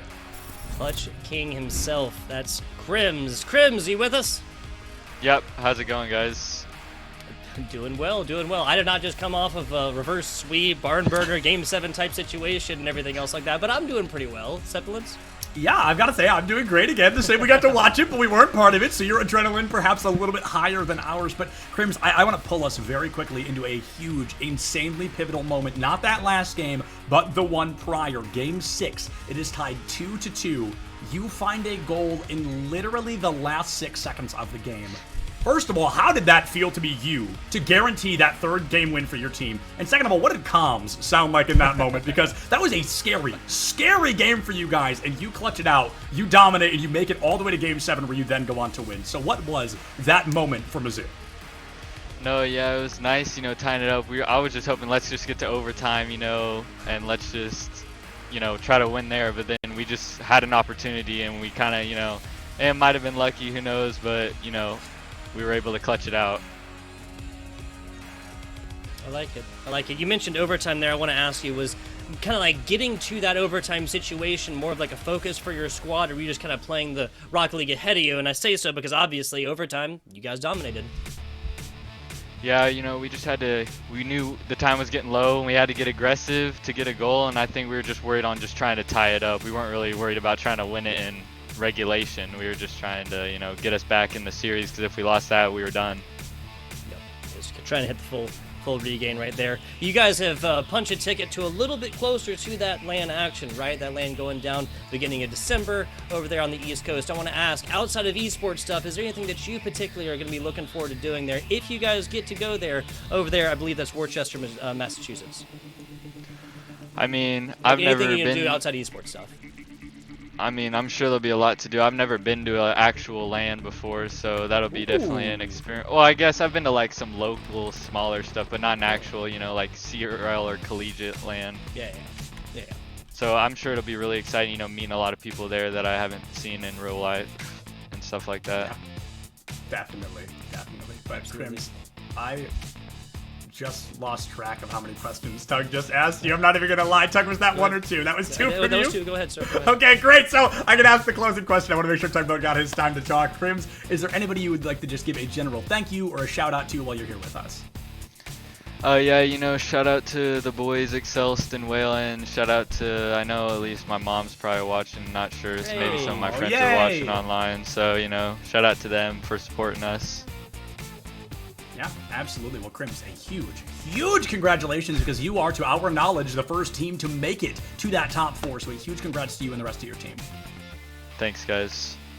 Of course, thank you. And folks, unfortunately, as all good things must, Rocket League, NACE, Star League must come to an end, at least here today. There is more action-packed tomorrow, but the cool thing is, while we may be done, NACE Star League is not. We've got Juggle God and LaFon coming in next for Overwatch 2, two good friends of mine, and two very talented casters. But before we call it here, I, of course, want to give a shout-out to many of our fantastic sponsors here at NACE Star League, including Extra Life, Corsair, Monster, BetterHelp, Duncan, and Mavix. We cannot do what we do without any of them, so a big thank you to them. Tugboat, a huge thank you to you for joining me. It's always a pleasure to be on the desk with you. Always a pleasure. Absolutely killed Decepticons. I completely enjoyed myself. Closing statement. Talk about the organizations that make this possible. Gotta talk about some of the people that make this possible as well. Big shout out from FBI Tugboat and from Decepticons to our production squad here for NACE Star League. We're just two guys screaming about flying car soccer in our rooms without you guys. You really do bring the show to the people, and we appreciate you. With that, though, I think that's going to be about it for myself, FBI Tugboat. Decepticons, do you have anything else before we tell the people goodbye? You know, I've just got the normal thing to say, Tug. Everybody check your posture, drink some water, don't forget to love each other, and stick around for Overwatch. It's going to be great this week. Keep an eye on every NACE channel we've got. There's going to be so much to watch, and enjoy the rest of your night. It's going to be a great one.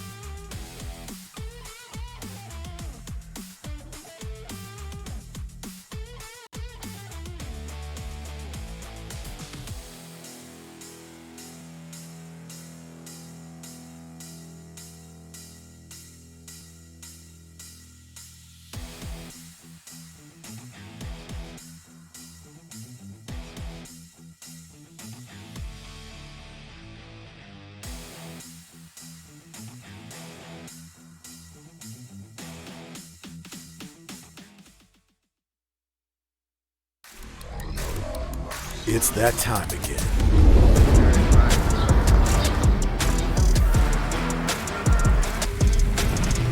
Welcome to the stage. Oh yeah.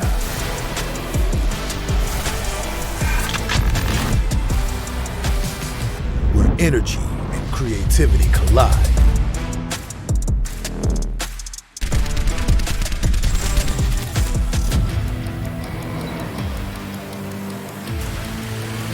Here we go. Let's level up. Make this something to remember.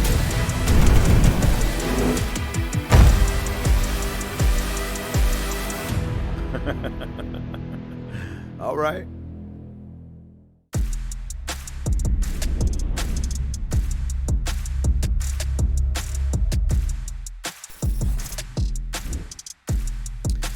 Welcome everyone back to the NACE Star League here in the 2022 fall season, and it is time. That time of year, the air is getting colder and the games are getting more difficult as we set into the playoff bracket now for this fall season. Welcome to the show, myself, LaFon, alongside me, Jungle God, as always, as we get set to bring the action here for the round of 16 in Overwatch 2. Some pretty fantastic matches on the day, Jungle God. Of course, we just saw Rocket League finish up their show with that game, and now as we head into our end of the broadcast, I mean, we start off with the team that has really been on everyone's lips for quite a while in collegiate.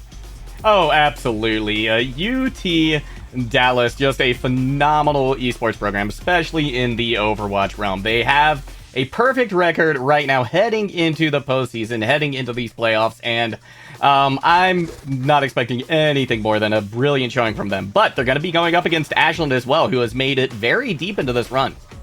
That's, of course, how we got here showcased right there. The last second or the last chance qualifiers now heading into the playoffs, into these playoffs that we are currently finding ourselves in for a chance to battle for the grand finals. So that's a very exciting stuff coming the way of our show. As we said, let's look at the schedule here. We talked about that first game, of course. That went through, but we do have a second Overwatch game at the tail end of it as well. So we follow up with University of Oregon taking on the second squad today of University of Alabama. So a lot of good Overwatch here for the end of the night. And as we get a look at the prizing that'll come through for the team that ends up taking first, second, and a third. Not a bad prize to be fighting for indeed. No, it certainly is not. And since we are into the round of 16 here, we are in the playoffs. This is single elimination. These teams don't have a second chance here. They have to play their heart outs. They're going to put everything into this that they can to see if they can come away and make it to the round of 8. It's going to be tough going for either of them. I mean, like you said, we just saw this Rocket League match, went to Game 7. I'm hoping we get the exact same thing here tonight. Exciting stuff, absolutely. We get to take a look, of course, as we head into the bracket going forward in just a moment, because, how we got here is just as important. We start off in this round of 16. You can see some pretty stout universities, some pretty big programs all the way through. Looking at Northwood, of course, standing there at the top of the bracket as a team to kind of watch out for. Harrisburg, of course, as well. Northeastern stands out. So a lot of big teams here, and as we highlighted, University of Texas Dallas also undefeated 7-0 through the season as they try and make their way into the round of 8. Absolutely. Lots of fantastic teams here. It's going to be a tough slog for anybody at this point, right? Because we've narrowed it down from many, many teams just to these 16 here. So I can't wait to see what's going to come out from them tonight, what we are going to see. We've had a lot of exciting matches during the regular season, but honestly, it's just going to get better and better. As we get into the style of Overwatch, of course, as a reminder for everyone, this is a best of 5, so you have to win 3 maps to find yourself victorious. You get to choose the losing team, of course, will choose the map that we go to next. And every hero that is available in competitive will be available to play here. So the only exception I believe right now that is not available is May. The only one out of it. We don't expect to see a ton of May anyway, so not many issues there. And yeah, I mean, let's talk about it, because we have to kind of highlight the fact that right now for us, Zarya is still a very, very strong pick. Has not quite yet received her rebalancing. And as we look at the kind of the rosters here, I mean, expectations for the DPS as well, because the Sojourn is still a pretty big pickup here. They absolutely are. Of course, starting roster for UTD tonight, going to be Abdallah, It's Good, Kashir, Tinspire, and Jukebox. And Ashland University going to start things off with Memes, Cheesy Dance, BLH, Vasuki, and Revelia. Names that we recognize from the regular season, of course. So, great players on both sides of the equation, on both sides of the owl. And, like I said before, this is fantastic for Ashland, right? A 4-3 record, still making it through to the round of 16. This is excellent. Golden opportunity for them here, but they have these juggernauts. UT Dallas, the Comets, who are absolutely spectacular. Again, perfect record in the regular season. That's got to be intimidating. It does, and I mean, for University of Texas Dallas, this is sort of par for the course for them. They consistently make it out of their kind of conference undefeated, rarely dropping a map, oftentimes teams fighting to even get points from them, right? Objective markers. So University of Texas Dallas have been in this position before. Now for them is taking that next step, trying to complete to the final, get into the finals and kind of win out there. A target that somewhat eluded them to this point. So, I mean, for University of Texas Dallas, yeah, it's more about proving that you've got the talent to play up to the biggest rosters in collegiate Overwatch at this marker. And, for Ashland University, I think they've got the underdog in them here. This is really a case of, can they come out swinging and surprise a team that is definitely looking beyond this match to whoever comes next. Absolutely, and I think from Ashland Esports, from Ashland University, I want to see them come out very aggressive. I think if they're going to have a good shot at this, we're going to need to see them most likely, I think, take map 1, because honestly, if UT Dallas gets going, they get one of those maps under their belt, I think we're just going to see the snowball effect. I think we're going to see them just push through and make a quick work thing. So, from Ashland, need to see them strike hard right off the bat here tonight, make a big statement.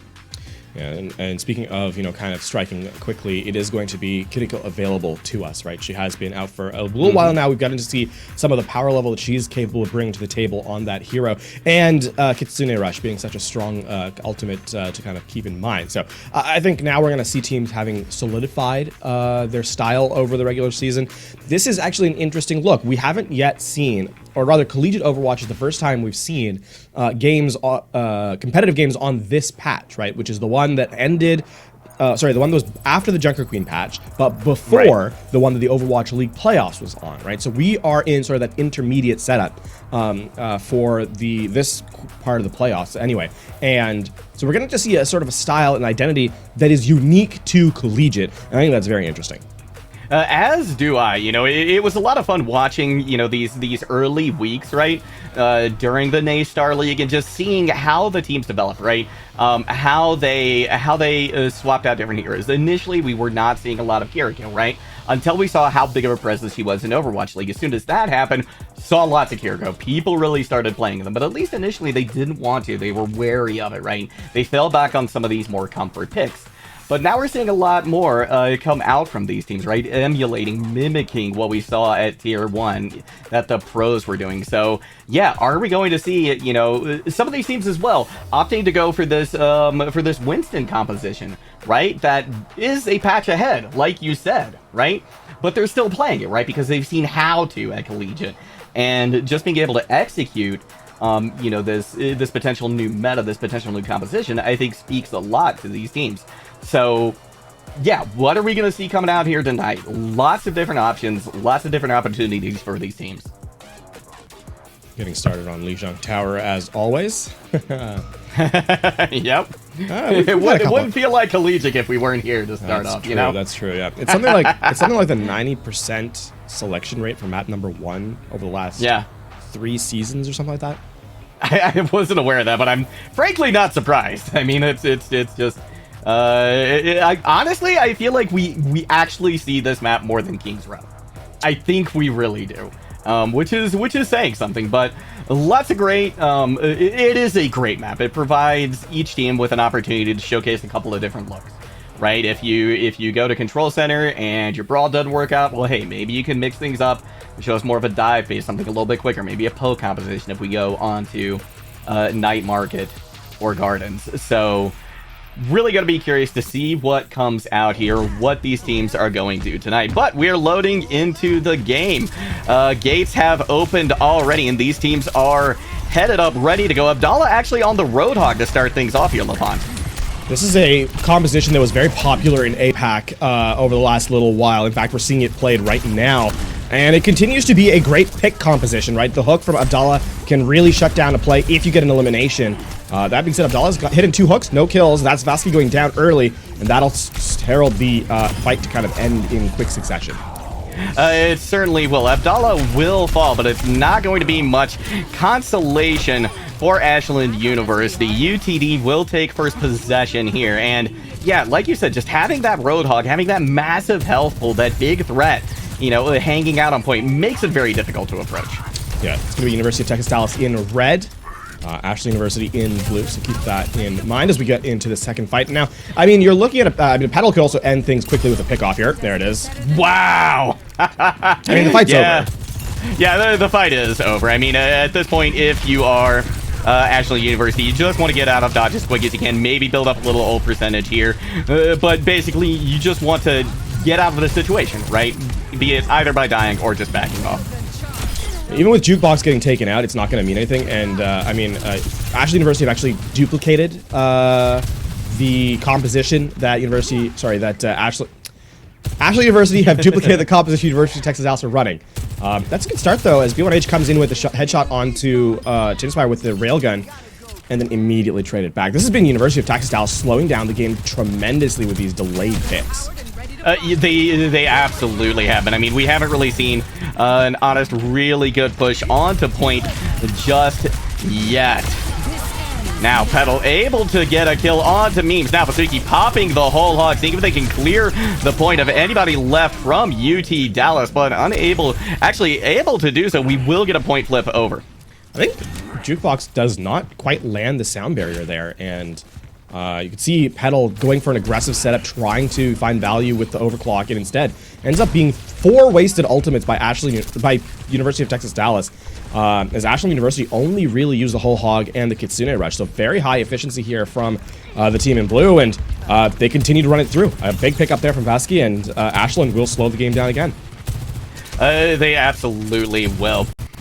You know, not having Tinspire in there with you, Jukebox can only really provide so much heals on the Lucio, so good idea. Just take it slow, regroup. You can see University of Texas Dallas, a very disciplined team. Hunting for that elimination, though, is the overclock. B1H not really finding a ton of value early. No, they aren't. Petal actually able to get the nice headshot onto them, taking them out. Cheesy Dance comes in with a huge Death Blossom, removes 2 now from UT Dallas. So Ashland University able to hold on to this point and getting ready to equalize and even eclipse UTD in capture percentage. And they'll delay Jukebox ever further, as that's a big pickup by Memes. So University of Texas Dallas having to reset once more, haven't really been able to build up much in terms of their resources either. And another Kitsune Rush is coming online here for Revalia as University of Texas Dallas try to walk in. Ashland should have the advantage of this next fight, as they're trying to fight into this 10-second long ultimate. Yeah, exactly, right? And if Revalia pops this Kitsune Rush, which they won't be able to do, golden opportunity now for UT Dallas to try to push on point. They don't have any ults up, but so far they don't need them to get what they need from this fight. They will be able to secure this point at the last moment.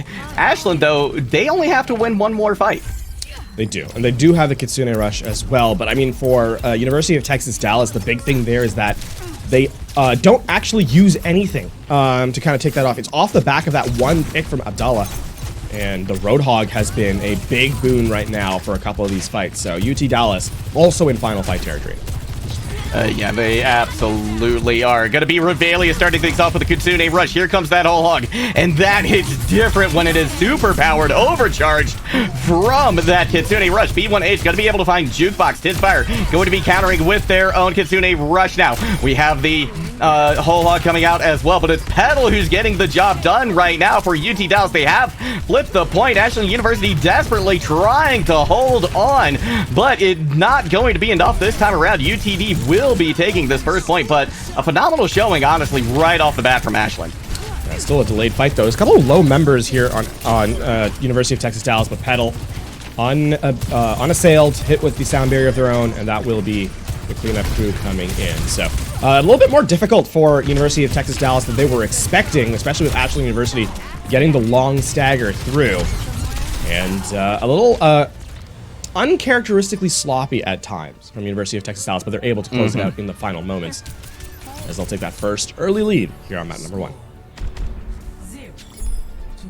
Gonna be curious to see where we head next, because both of these teams, I mean, they proved very, very capable on this composition, right? And UTD really did force the issue, right, with that Roadhog. There's no, or at least there's very, very little way that you're going to be able to run a Winston into that composition. But we are here now at Night Market, so I think the opportunities are a little bit different. University of Texas Dallas sort of playing by their own beat for the moment. We'll switch back over to the, I think they're going for Tracer, still with the Echo. Making sure it's still running on the Echo. Traditionally, you see a Tracer here on this composition, but Echo is very difficult to kind of find value or to shut down without the core hit scan for Ashland, as they run essentially a version of this that is a version of this pick composition. It's a lot harder to get value out of. You don't normally see a Reaper with it. Oftentimes, as I said, it's either the Tracer, we're seeing Kashiri run the Echo. Gives you a little bit more poke damage to kind of find value, or to put pressure on to allow your Roadhog to, you know, find someone isolated to get a hook. Ooh, because you're going to be striking first. Finds B1H Abdallah. Shortly after that, takes out the other member of the DPS squad for Ashland University. And with those couple of picks coming in, it will be Dallas taking control of the point again first. And you can see the difference already between the two compositions, right? Kashir can take extreme off angles and lay down stickies just like that, right? Force cooldowns away. And then, you know, if they get really lucky, get an assassination through. So it adds another level of complexity to this composition, gives it a little bit more, you know, resilience in the mid-fight. Absolutely. But UTD going to need that resilience right now, because Abdallah bit off more than they can chew. And so now Ashland University, they need to capitalize on this advantage. They need to start pushing the point as quick as they can. We see Roadhog, Vasuki starting to lumber over there, but going to not quite push in at the moment. We do see them flip the point eventually. UT Dallas, they just want a quick regroup here so they can go right back in. Yeah, you don't want to overcommit there and end up possibly coming too close to a Roadhog hook, right? So they back out, wait for Abdallah to return, fishing a little bit for the target, doesn't find anything, and a well-timed Wraith form to dodge the railgun there.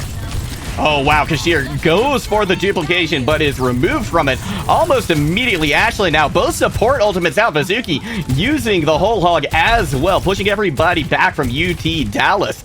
They got some time, but they didn't get any picks. Crucially, investing all three of those ultimates. Abdallah just swoops in, finds Vazuki now. UTT marches onto point. We're going to see a contest here coming out from Ashland, though. Question is, how long can they make it last? How much percentage can they pull off this point?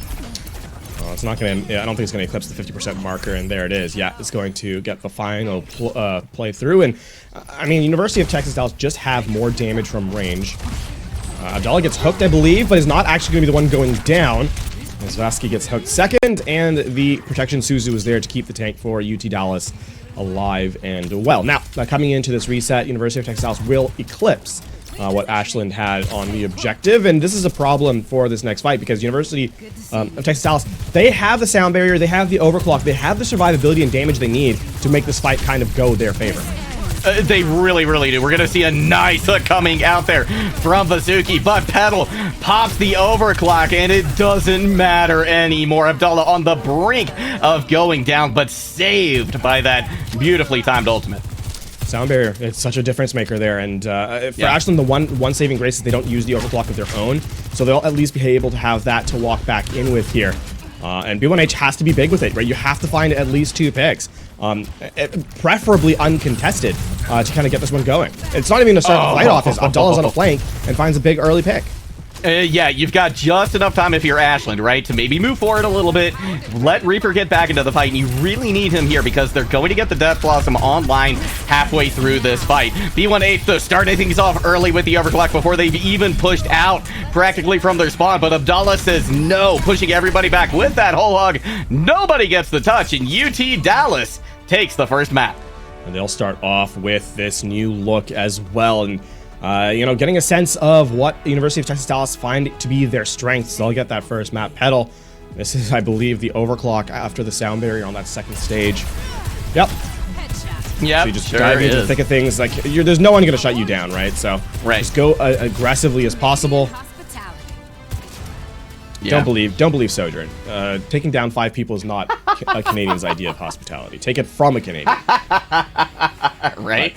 But, that'll be map number 1. So rude. Yeah, that'll be map 1 in the books now for University of Texas Dallas. And I mean, we've seen this composition utilized across regions now. We heard rumors. This is one of the things that the APAC region thought was going to be the meta for the playoffs in the Overwatch League. We've seen it, at tier 2 levels of play as well. One of the things, of course, of this composition, it needs flexibility. It cannot be a sort of one-dimensional composition. And for University of Texas Dallas, that comes in the line of having the echo, right? You have the vertical mobility to kind of put pressure with the sticky bombs and the assassination threat with the focusing beam if someone falls too low. So those coupled together with the Roadhog's like threat of the hook and the Sojourn's threat of the railgun is what makes that composition so threatening. Unfortunately, the Reaper does not provide that level of attention, right? You can kind of just, if you're outside melee range, you're kind of fine. The Reaper kind of has to commit all in on you, which is why you often pair it with the Winston because you're committing so aggressively. So for the moment, at least, University of Texas Dallas with a functionally more cohesive composition, allowing them to take game 1 relatively easily. Yeah, they certainly had to work for it a little bit. The first map very close. The second map not quite so much. Yeah. But still, Ashland University was within striking distance on both. So, maybe not the statement that we, if Ashland University, I think, is going to have a good chance in this series moving forward. Maybe not exactly the statement they needed, but wasn't bad. They did make a statement, right? They went toe-to-toe with, one of the few teams that is left with a perfect record here in NACE, and that honestly speaks volumes to them. So I'm going to be really curious to see what they come out with next, right? Because like you said, I think that Echo provides so much flexibility, right? And one thing maybe you can say about the Reaper is like, hey, you've got a tank buster right there. Somebody's going to be able to burn down that Roadhog. But guess what?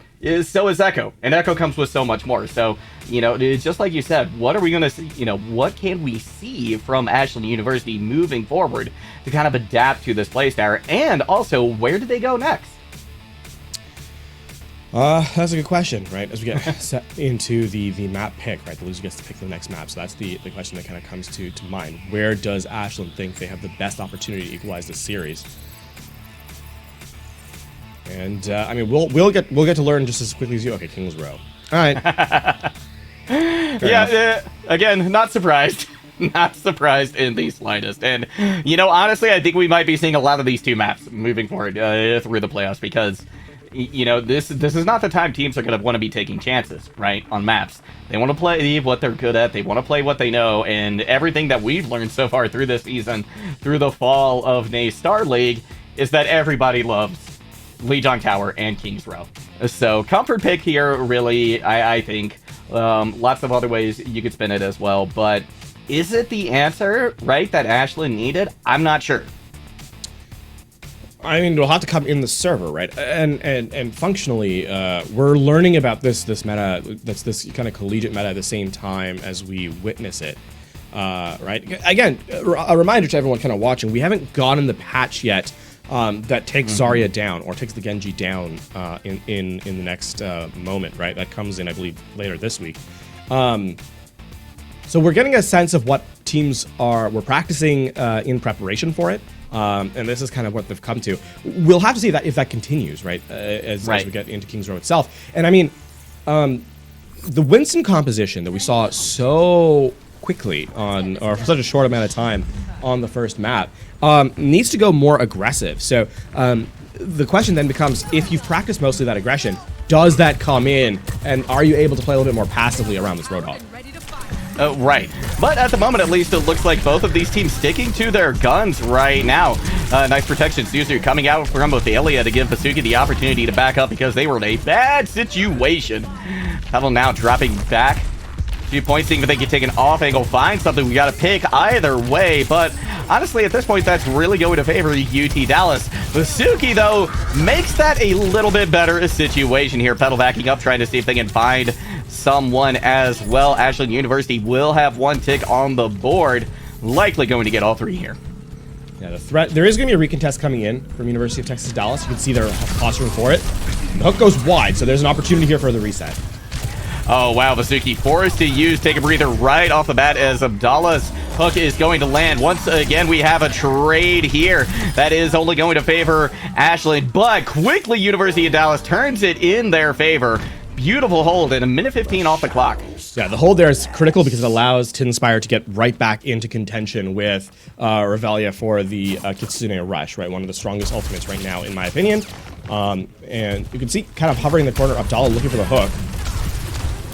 Oh, and now Kashir dropping down, putting as much pressure as they can into Vasuki. Kitsune Rush comes in, and off the back of that, we get the Death Blossom as well. Picks come in hand over fist for UT Dallas. That is a really expensive fight for University of Texas Dallas with 0 threat from Ashland University. That was Death Blossom, Overclock, and Kitsune Rush for nothing. Ashland just lose that fight outright. Now they're going to be walking in with a Sound Barrier and Kitsune Rush of their own. And you have to kind of feel that this feels a lot better for the attacking side. Oh, yeah, absolutely, especially considering Abdallah doesn't have Take a Breather anymore. They are removed expeditiously. Vasuki finds another hook. Doesn't, I think, have the bullets to make it happen, but eventually gets the kill. And now, Ashland, honestly, a great showing so far. First point here on King's Row. If Jukebox gets out, it'll be a pretty remarkable play. Yep, there it is. Yeah. So just delayed ever further.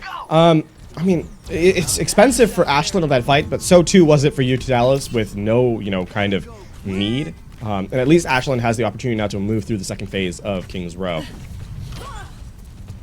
I mean, it comes in for a reset. Ashland have to play a little bit more passively here because they don't have the sustain of the Sound Barrier. And UT Dallas, the opposite applies to them. They should be going aggressively here. They absolutely should. Jukebox actually going to use that Sound Barrier very aggressively. Abdallah with the whole hog now pushes everybody from Ashland off the cart. Jukebox trying to catch up to the rest of them, see if they can get a pick. Not going to be found, but the damage is done and the mission accomplished. Nice hook there on to Cheesy Dance to slow this down again. And this is where the game starts to equalize a little bit, right? Because it's a bit even, or it's fairly even economically. Varsity stays alive here. It's actually going to be disastrous for... Yeah, it's going to be disastrous for University of Texas Dallas. Oh, wow. Yeah, Ashland University punishing that over-aggression that we saw. But UT Dallas able to strike back. They've got 2 picks of their own, so now a 3v3. But it is going to be UT Dallas, at least the reinforcements spawning first, but they got a long box, so we're seeing them back off. Ashland University have a little space to move forward here, but they do still have to wait for Revelia. Yeah, that pick off by Petal allows the respawns for UTD to return to the point, so that's a big final kill. Yeah. And now the overclock's in tow as well, so you're going to see that try, and once the hook kind of dodges, you expect that to be the kind of pickup here to start this fight. You absolutely do. Cheesy Dance coming in with the duplication, goes onto the Roadhog, able to survive the initial onslaught of damage coming their way.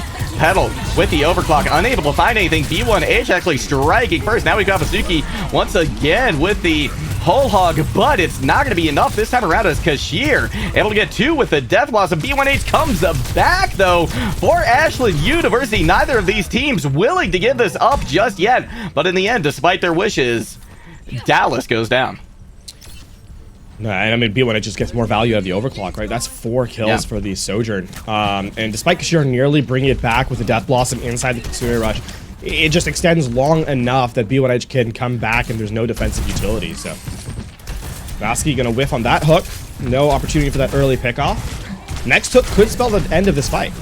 It certainly could, right? Because, especially considering, right, Memes has the Sound Barrier, they're gonna use it, gonna be an aggressive use of it, as Abdallah has popped The whole hog, once again, they're able to take them out of the equation. No hog to be found anywhere for either of these teams, so it's going to be up to the DPS and supports to make something happen. And Meme's sound barrier has expired, so now UT Dallas coming up on their own with Jukebox. They've got a nice hold here.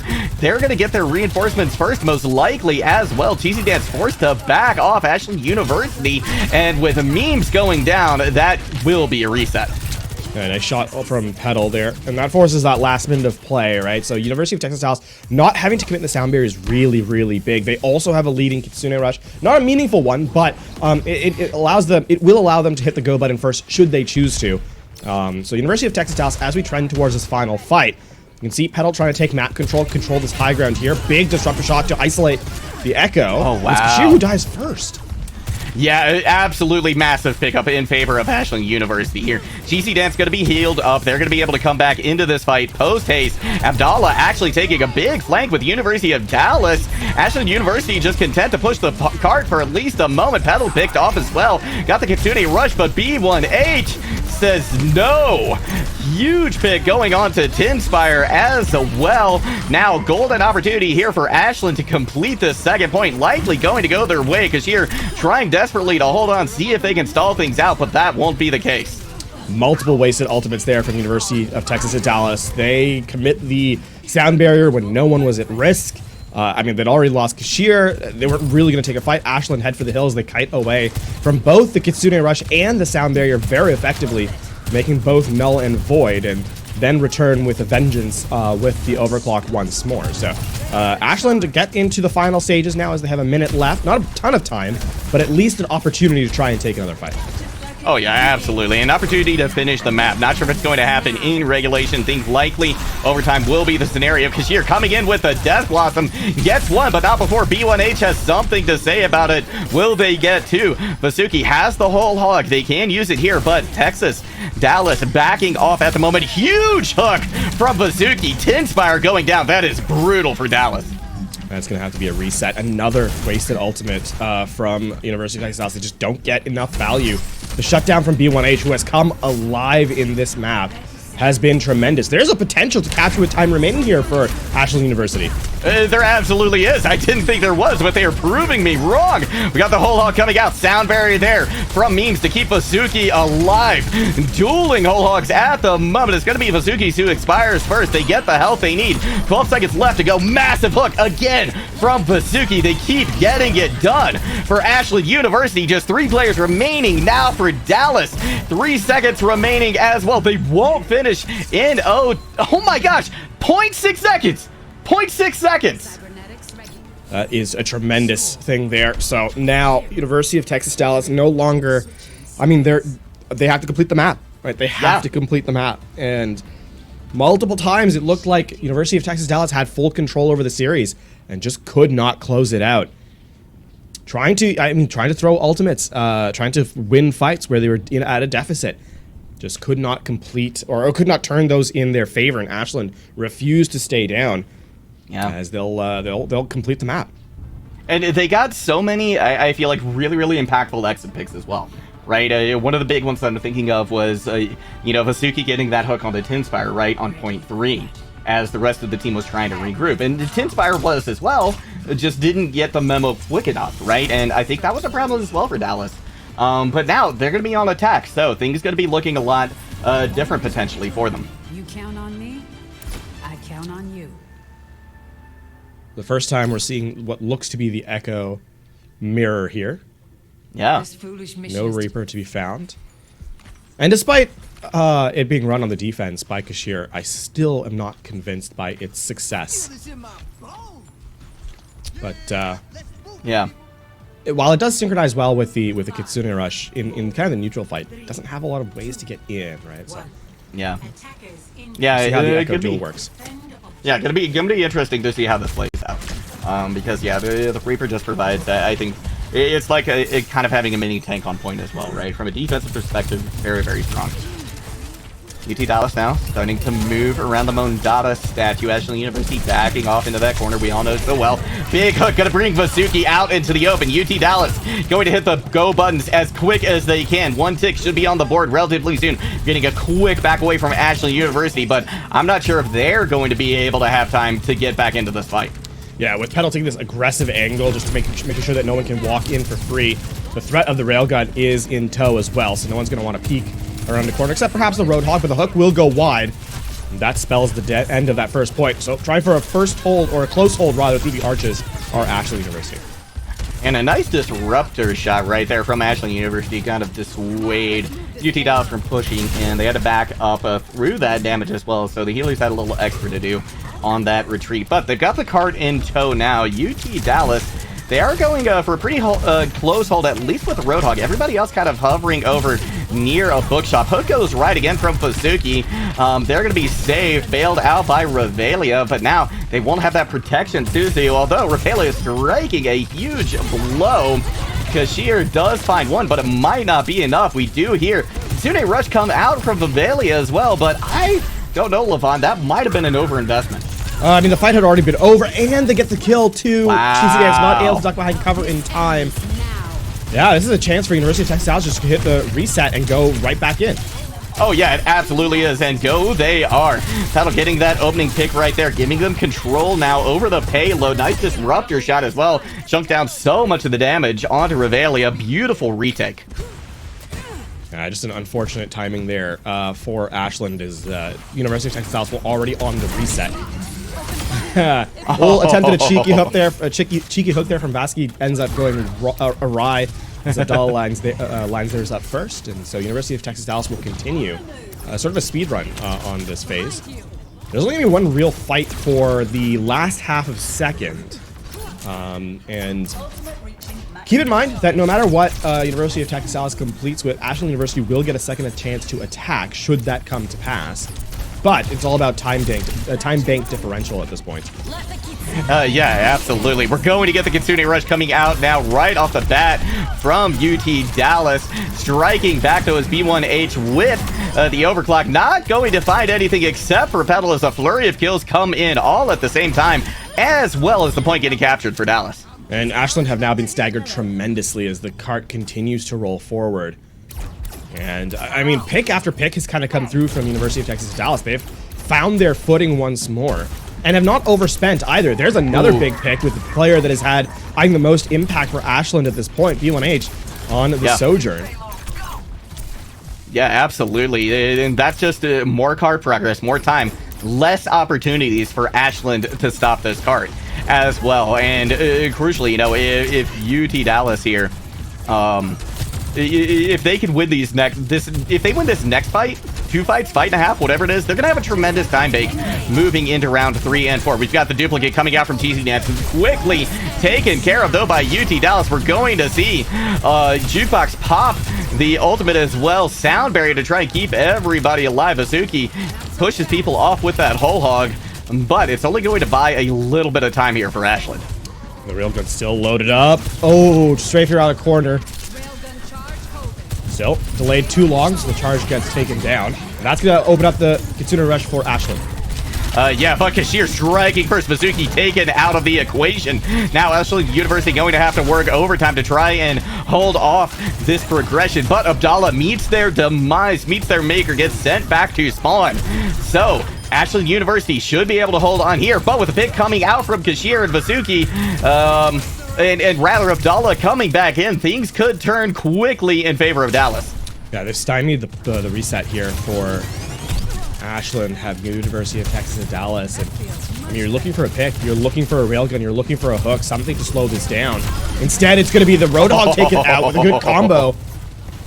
That is absolutely massive. Opening this point wide open now for UT Dallas. Cheesy Nance takes a cheeky trip down below King's Row, but I don't think anybody going to be able to touch. 4 minutes, 7 seconds is what UT Dallas will have. And the only saving grace there for Ashland University is that they get captured with 0.6 seconds, meaning they get at least a second attempt to this point. A small window, to be sure, not one that is going to be very comfortable, and of course, whatever they gain University of Texas at Dallas have an enormous time bank to work with. Yeah, real quick, just want to shout out a couple of our sponsors. First off, Mavix. Thank you so much for helping support NACE Star League this season.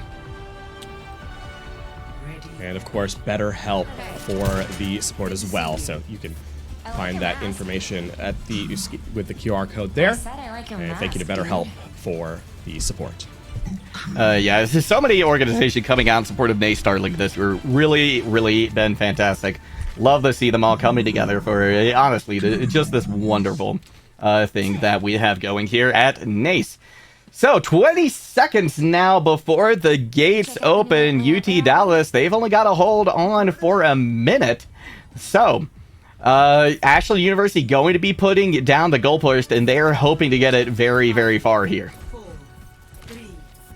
This first fight is so critical because it's going to be their only fight, right? You need to get the first hook, you need to get the first elimination, and you have to do it flawlessly. You cannot give over a pick to University of Texas at Dallas. It all starts here, looking for that hook from Varsity. Yep, they're going to turn the corner. They find Hog. They pull him right into the rest of the team, but the protection Suzu does come in from Tinspire. However, that means Ashland University going to have an advantage moving into this fight as long as they can stay up. But Vasuki going down very quickly. Cheesy Dance following them back to spawn as well. Does not spell anything good for Ashland. That's going to be Petal coming alive for, truthfully, the first time on Sojourn on this map. The first big eliminations that Petal has found. And well-timed they are, because that now puts Ashland down to 15 seconds. They still have no opportunity to enter through this choke point.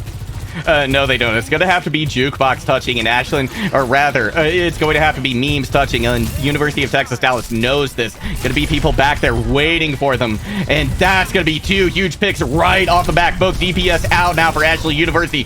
Overtime ticking down. Somebody has to touch, but they're just inches away, yet still denied. And now 4 minutes, 7 seconds to capture 1/3 of the objective here for UT Dallas. Fairly doable, I would say, as they look to take a commanding lead on this series as they hope to move forward from this round of 16. I mean, Ashland University, it's tough. You have to play it flawlessly. Yeah. They're simply, you have to have a full hold here. It's the superlatives to kind of describe what needs to be done just simply do not exist, and it's kind of a have to reset here heading into next map.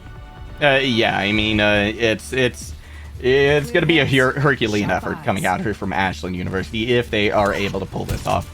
I do like that we see Cheesy Dance now on the Reaper, a little bit more sustain on point, right? But again, you lose those flanks, you use those other angles. That the echo that Kashir is going to have coming out from UT Dallas. Yeah, looking to brawl aggressively here is kind of the name of the game for Ashland University. In this particular instance, it makes sense because you can give no quarter. So it's one of the few times where getting the Reaper into position is not actually an issue in this kind of mirror, or near mirror as it were. But what a way to have this map have to end. 4 minutes. Yep, and here we go. Abdallah looks for a hook right off the bat. Able to snag some air, but not much out. Revelia coming in, though, able to put the finishing touches on Abdallah. So, Ashland University, they've got the start that they need. They just got to keep this up for over 3.5 minutes. I mean, it could all fall apart with just one hook, one railgun, right? Like, it's such a precarious position to find yourselves in. And Abdallah looks for the hook. That's a big one that doesn't actually get an elimination. That's really bad for Ashland. Yeah, it absolutely is. Abdallah going to be backing off now. Has to use Take a Breather as well. So UT Dallas regrouping briefly. Petal, though, going to use that time to get a beautiful position here. Going to be helped out by Kashir as well. In the meantime, though, B1H finds a pick. Jukebox nowhere to be found at this point. Petal now dueling on that high ground. Vasuki able to get rid of Tinspire as well. And Ashland University, well, minute gone. 3 left to go. Really big stuff, too, is that Ashland, after winning these fights by taking so much damage, have generated both their support ultimates significantly ahead of their opponents. And it's not like their DPS are far behind either. Only Cheesy Dance has not really been able to get into the thick of things, but Ashland have a wealth of tools to work with here. They do, but if Kashir can get a nice duplication as well onto this Roadhog and kind of sustain themselves initially, having 2 hooks out there on the board could be absolutely devastating. But we're going to get that Kitsune Rush used by Revelia. UTD, though, they just back away. Yeah, play very passively and kite away. So that's one ultimate down that Ashland kind of wanted for their win. And B1H gets the overclock in tow. Oh, and a huge coming out, but B1H again with the overclock, finding Jukebox one more time. Abdallah goes for the hook, but it is broken. It connects, but it is broken by the wall. And now University of Texas Dallas have been slowed down significantly. This is a bit of a tough one, though, because they actually lose all their ultimates, and that's going to be University of Texas Dallas going right back in. It absolutely is. GCN's the only one who can touch point. They are immediately chunked down by that whole hog. And University of Texas Dallas, it may have taken a few tries here in round number 4, but they do get the job done and go up 2-0. That was getting caught a little bit unawares for Ashland University. They thought that fight was over, right? They saw a couple players get taken down from University of Texas Dallas' side, and they thought that the fight was indeed ending. Instead, saw Tinspire take advantage of the momentary lapse in judgment, put the Kitsune Rush down on the point, and the cleanup crew came through. So University of Texas Dallas, they'll take a 2-0 series lead. Not nearly as dominant on that second map, despite the time bank advantage, right? Wasting a lot of their second run. The attacking half on the first part, really, really strong, but Ashland coming alive at the very end. So we'll see what map number 3 has to bring, because it's not quite over yet. No, it isn't. Ashland definitely showing more than signs of life, right? If we had seen that kind of hold the first time around from Ashland University on that first point, we know they're capable of it, right? They did it the second time, but if we'd seen that the first time around, it could have been a much different story here, right? So they do have it. They do have what they need in the tank. They're just going to have to dig down, make sure that in this game and every game now here moving forward, they've got to play to the absolute best of their ability. Yeah, no more mistakes. Remember the season on the line here for Ashland University. As we get a quick look at the throughput of that last map especially. And I mean, players really showcasing, high level of skill. On Ashland's side at times. I think B1H is sort of the standout player. But functionally, I think the composition that was being run was a little awkward at times. So we'll see if they're able to keep it going as we move into map number 3. Yeah, and the question now that we have to pose to Ashland together is, where do you go? Where do you go from here, right? Kind of the 2 comfort picks, right? The stalwart maps of Overwatch are gone now, so... that may be the case, but honestly, I feel like this is an opportunity for them to express themselves more, right? Throw them something towards UT Dallas that they're maybe not expecting here in terms of map choices. Maybe get them off this Roadhog based composition, get them onto a map with a lot of high ground, a lot of mobility. Just force them off of this composition. Yeah, well, we'll have to get a sense of that in just a moment once we get confirmation of what the map is going to be. So, still, a run here from University of Texas Dallas that has been a little bit more surprising despite the one-sided scoreline. I think there were times on that first map where, despite being in control of the economy, threw away a lot of resources to happen to get on King's Row. And sure, I'm nitpicking UT Dallas, no doubt about it. I'll cop to that pretty quickly. However, we are in the round of 16. This is where you get sort of the mistakes out early as you try and move into the later stages. There are no easy games left in the postseason. So, mistakes just will get punished by teams consistently. Ashland University stepped up. They nearly made it happen. I think if Ashland win that, if they don't kind of fall prey to the lull in kind of action, there's an opportunity there for Ashland to drain the time bank and force a draw. So a much different look heading into map number 3. I mean, that's a universe that doesn't happen or we don't currently live in, but it's something that UT Dallas will have to think about as they kind of set forward in motion through the rest of this the series. Route 66 will be the location, the locale we will take ourselves to, courtesy of Ashland University. And there is a prevalent high ground here, but honestly, it's a very flexible map, right? You can run bro, you can run dive. Both of them very, very doable here. When you get to that last point, though, probably going to want to stick to more ground-based, more up-close kind of composition. But we'll see what both of these teams think as we get into this game. I mean, I don't foresee any real change in style for the Ashland squad. Careful research is effective research. The Sigma here is something that's been used pretty consistently on Route 66 in the last little while to kind of deal with the Roadhog composition, and Abdallah has a good Sigma. You can say hi yourself. We'll see if there's an adaptation from Ashland, though, because a lot of this will come down to how well can they break through the shield and get Varsity in position to get those hooks off, right? That's kind of where the win condition is established right now for Ashland. I'm gonna see a accretion come in, courtesy of Abdallah, right off the rip.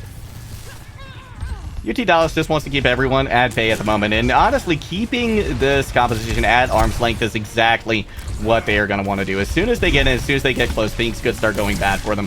Mizuki reads the room, swaps over immediately to this Winston, so now going to be able to get into that back lane. They're not going to have to worry about this shield and Abdallah quite as much as they were necessarily on that Roadhog.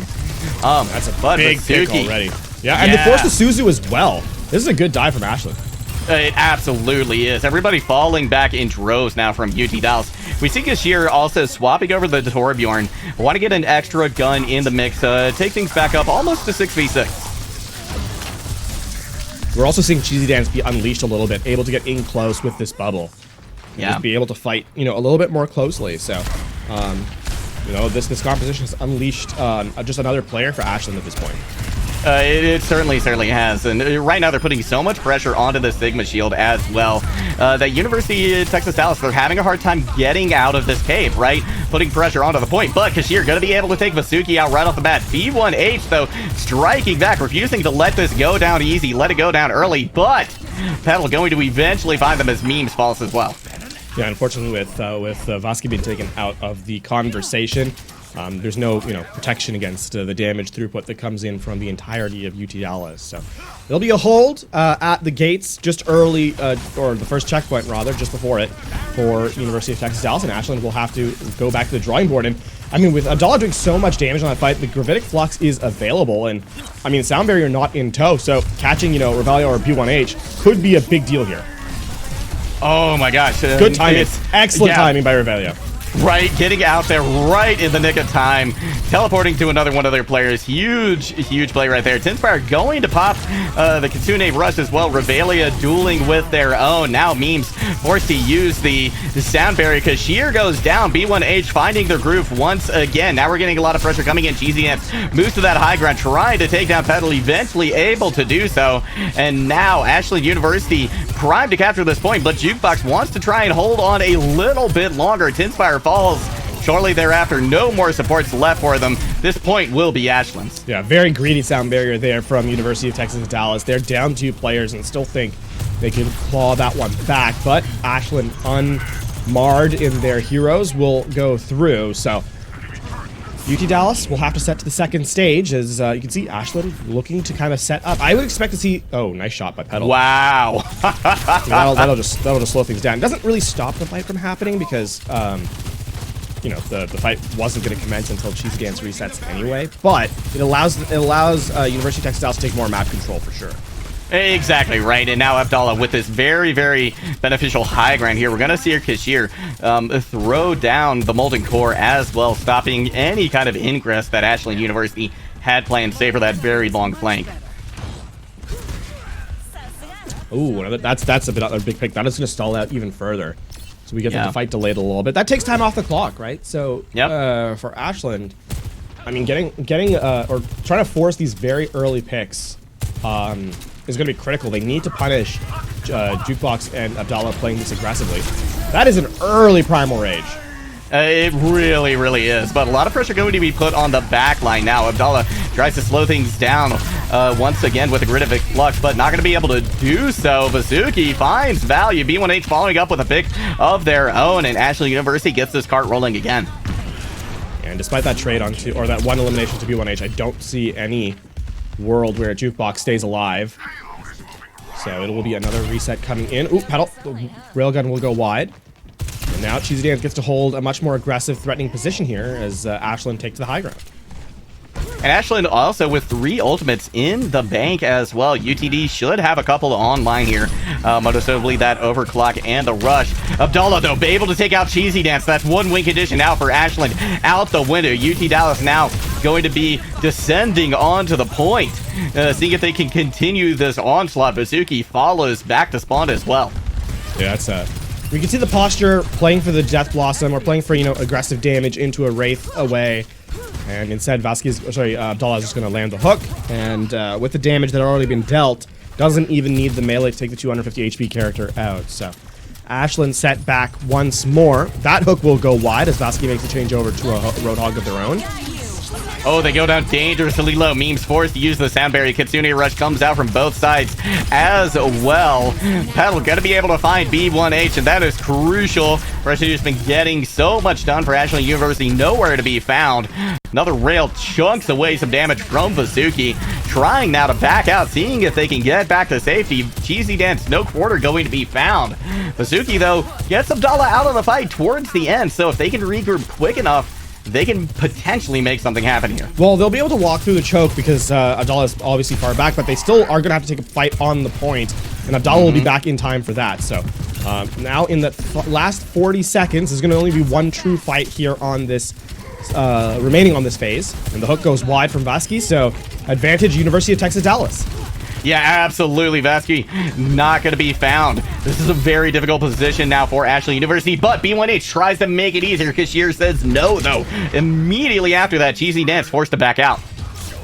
Yeah, last fight now of this half, of this point. I mean, Ashlyn don't have a lot of big tools to work with. The Death Blossom and the Roadhog and the Whole Hog have to be gotten into position, and there's a sound barrier ready.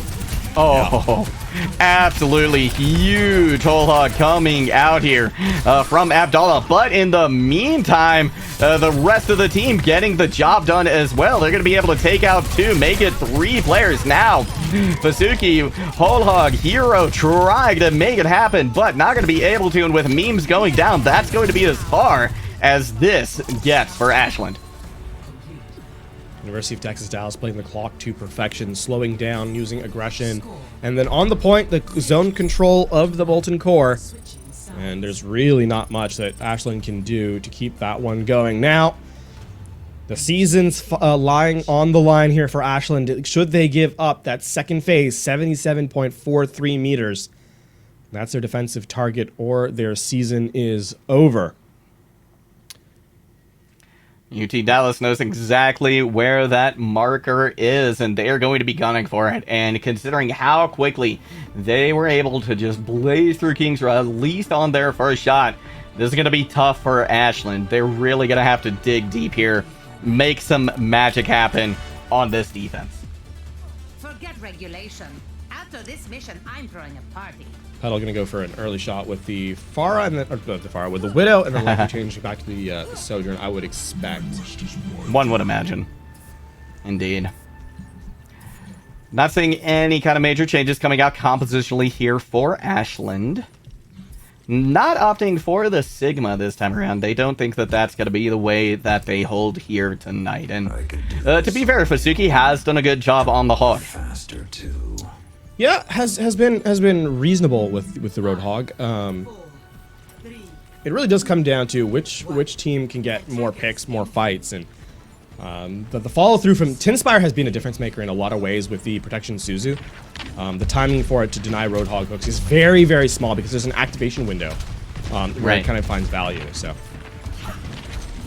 yeah, definitely not easy to hit just right, but so far they've been on the mark just about every time. Bazuki looking for an opportunity for a hook.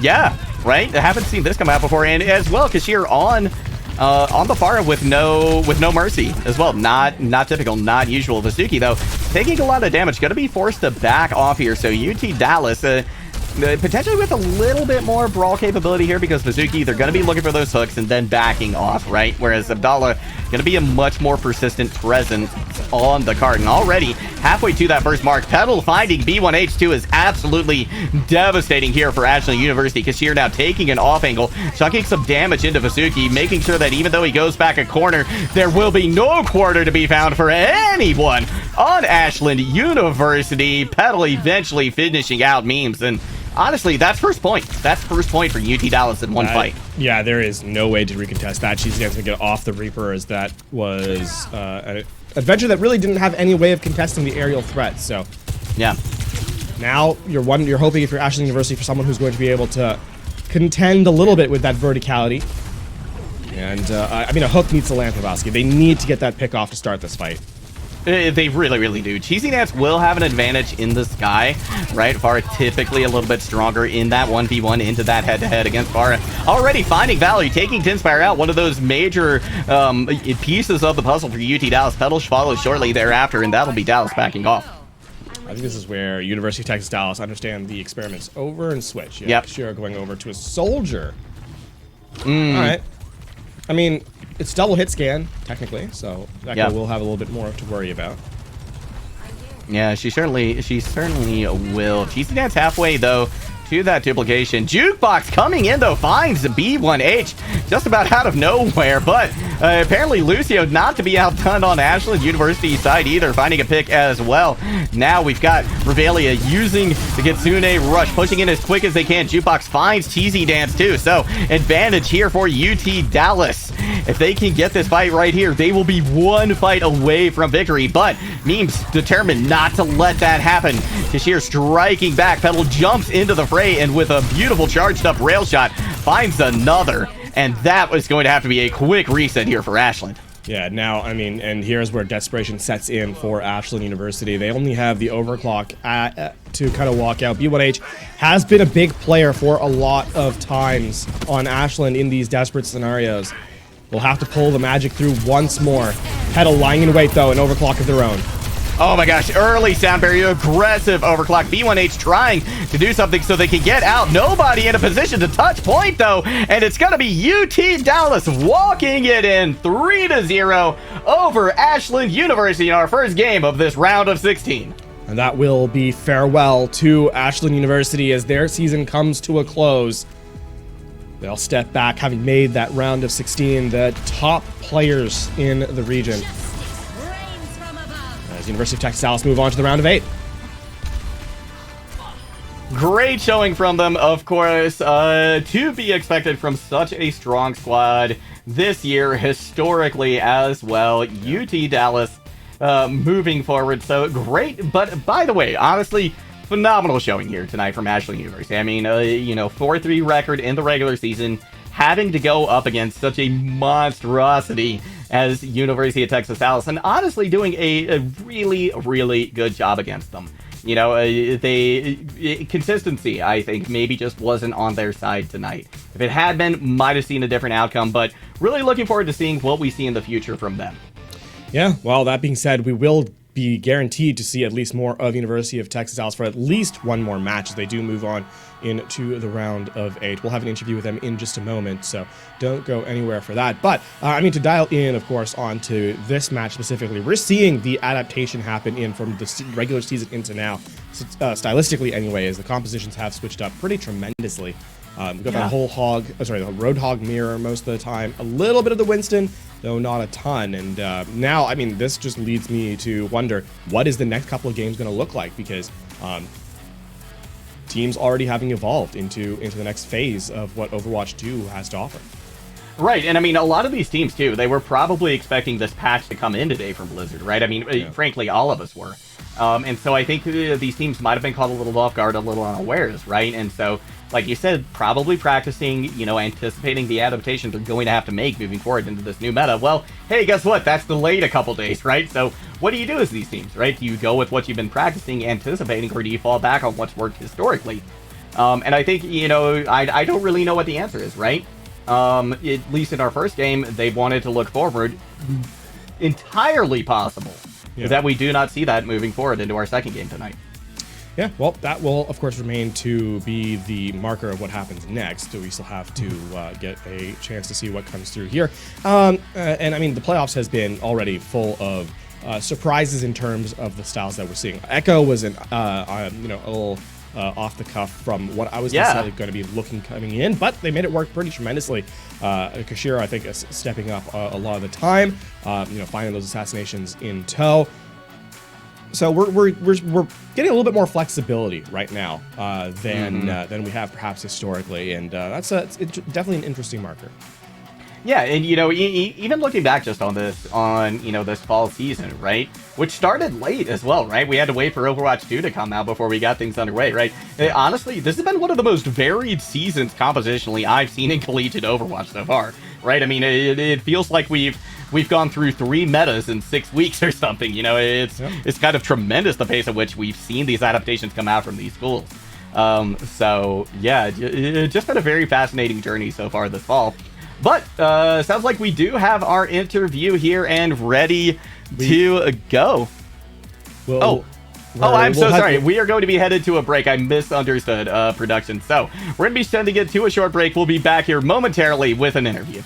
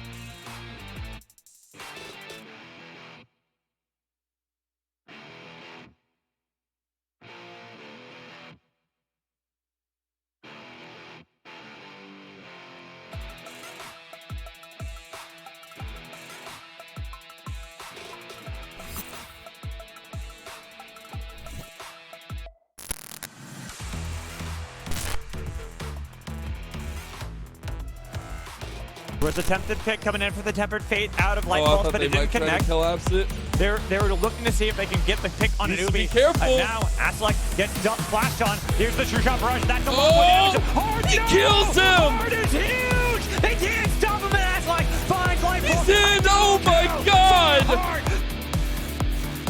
Aggressive position up here, and I think of it is used in a very awkward way. It might be able to reveal his position, but Scott Flyboy doesn't need to use it now, and somehow Scott Flyboy is able to take out 4 members. And they've They got him. Samira locked in. Jeff Oh, no! Damage, but is finally slain by the Ren. A double kill. Gonfun trying to survive, but it should be too much to bear as they lose 4 members. Only the mid laner survives, or does he? Because Lobos wants it. He is on the prowl. That's it. He's hunting down, and it's an ace. That will be game, victory, and series won by Maryville. Ultimately a 1-on-2. Pulling out. Last one alive. That'll be a destroyed rendezvous. They're running out of bullets. They have to make a reloading effort if they want to repeat again, but the op is here. Jump for a shot. Bait. A beautiful one from Bolo. A 3K. God. Unleash power, always getting him. Oh. Gets 2. They actually turn it around because they got the solar gun on the other side that helped out. They Now killed each other in bot You lane. gotta kill Gorica. Can you kill Gorica? I don't think so. He's Bam, too bam, low. bam, bam, He's bam. huge. He's throwing those axes to get a triple kill. I really don't know what all this utility is looking to accomplish, but I guess it's doing it. They're still alive. 1 HP, 1 player, 1 chance to stop and keep this opportunity under their belt. 1 more shot needed. 6 bullets left. A kill! Oh! Can't do it! It's Flowery with another 4K.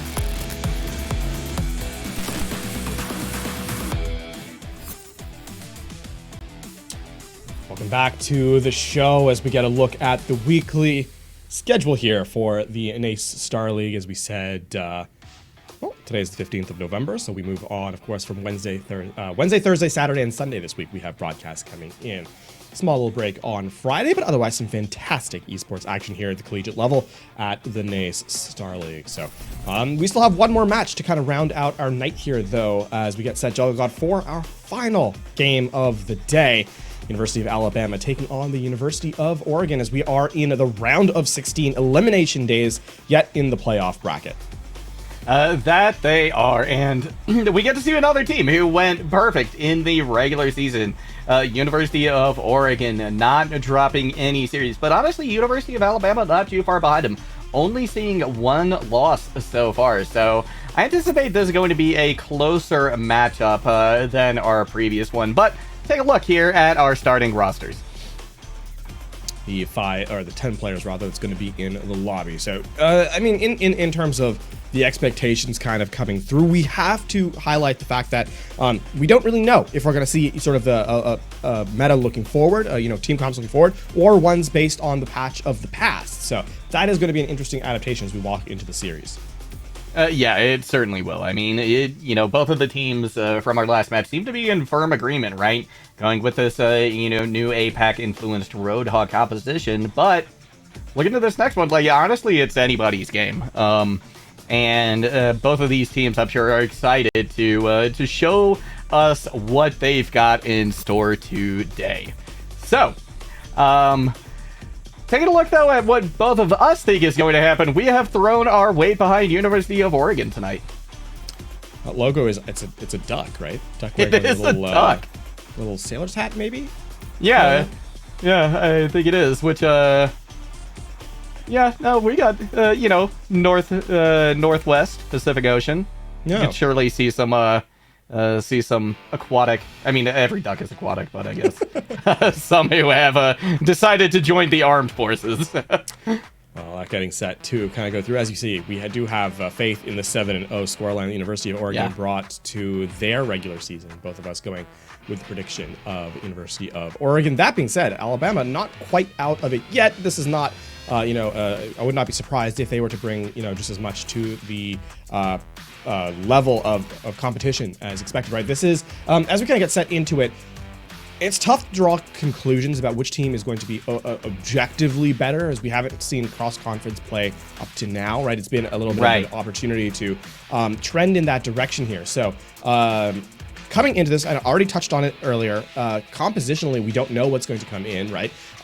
As we said, the patch was expected for today, is not in fact going to be done today. So Zarya is still very strong, Genji is still very strong, but teams may having scrimmed already with the expectation of the next patch, may have to, just run what they were practicing and showcase whether it be the Roadhog composition that we saw a lot of in the last game, or the Winston that is also quite viable, as evidenced by the Overwatch League. Those tend to be the two variants that we've, highlighted as being the patch of the future. Yeah, they really, really are. So, again, gonna be very interesting to see which way these teams go. But honestly, if you look just at that head-to-head tank matchup, right? You gotta give, I think, the edge to the Roadhog. Just because the survivability of Winston, it just doesn't honestly hold a candle to being able to heal yourself for half your HP every 8 seconds. It's a tremendous thing to try and overcome, I think, when you are running that Winston into the Roadhog. So I'll be curious to see which way they decide to go tonight, but we are going to be loaded here into map number 1, which, surprise, we are not going back to Lijiang Tower, Lafon. A breath of fresh air as the wintry bluster of Nepal comes through. Actually, funnily enough, cool and crisp. Yeah, we're where I live, we're getting our first snowfall of the year in today, I think. Oh, that's awesome. It's forecasted for Wednesday, I suppose. Yeah. We had one out here in Colorado, and we had one about a week or so ago, and a little dusting came in last night, which was pleasant to see. But Nepal, very snow covered at the moment, and as varied, honestly, I feel like, as the Lijiang Tower maps are, I think the differences here on Nepal are even more dramatic. Moving from a Sanctuary to Village to Sanctum, lots of different looks that you can have here, especially honestly thinking about Shrine. I apologize, I said Sanctuary, but Shrine, you can get a Pharah in there poking in from the outside, right? So just those pillars keeping things at bay, at least from the map perspective.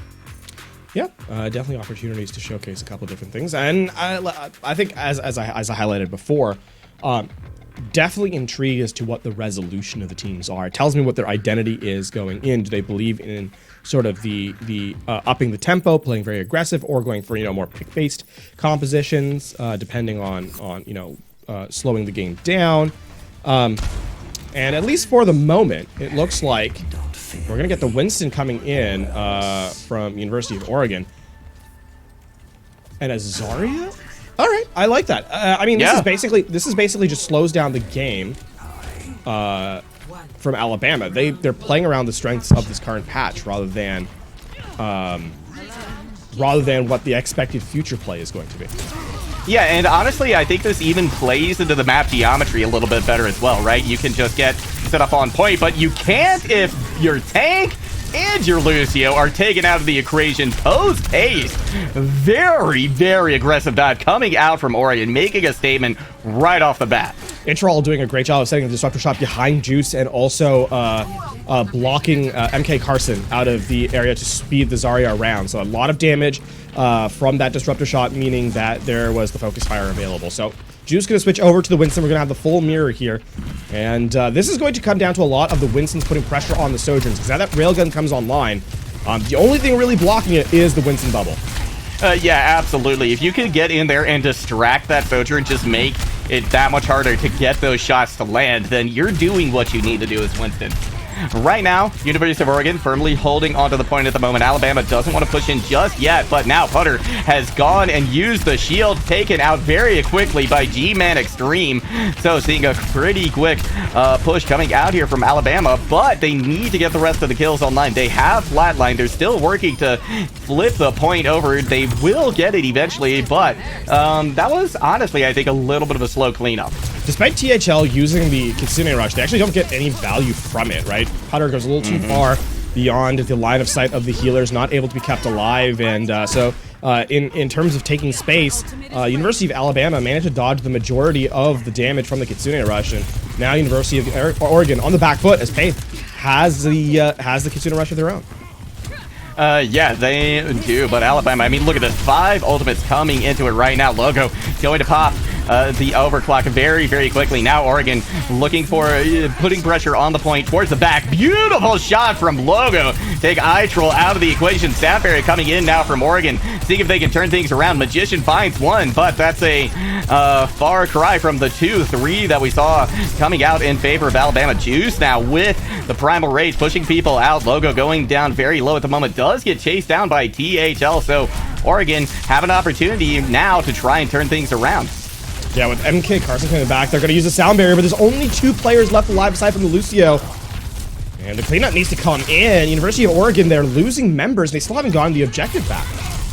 No, they haven't. University of Alabama has done such a great job of kind of stalling out this point that most of the team is back, but then again, most of the team gets taken out just about as soon as they get there. So Oregon will get that point finally flipped.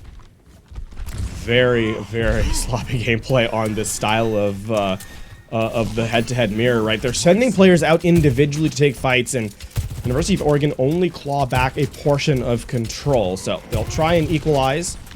You can see University of Alabama reset their approach, going now for the main choke point, trying to get to the point early.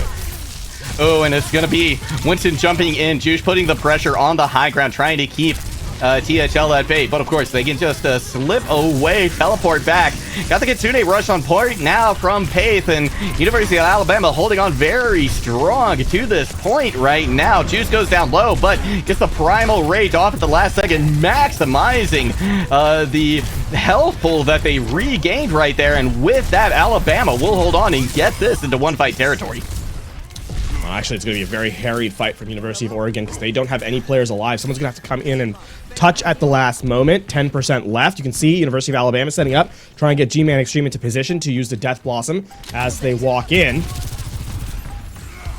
Nice disruptor shot there, keeping everybody at bay. Here comes the Death Blossom. Flatline is out, and that would have been their last hope to touch point. Not going to get there in time. So Alabama taking the first point here. A lot of that comes down to the fact that Kitsune Rush got no value for the University of Oregon. Every fight they used it, it was either in a fight they had already won, or they just straight up lost the fight using it. So, going to have to, I think if you're University of Oregon, set the expectation a little bit better and put it in such a position where University of Alabama cannot avoid the majority of the damage incoming from it. Other than that, University of Alabama, once they switched over to the Winston, a much more aggressive, much more up-tempo style, and realistically have put University of Oregon on notice. They really, really have, which is, I think, even more impressive considering just how decisive that first fight from was Oregon. I mean, they just deleted Alabama, but then they came back and they said, you know what, we can do this a little bit better. First engagement happening here. Juice goes down low. Magician able to finish them off. So Oregon looking primed to start off just as quickly, just as strong as they did on Village. A big block there from Juice again, by the way. The bubble there prevents the protection Suzu from reaching Putter, and so the focus fire comes in, and the Winston already providing a ton of value here for University of Alabama.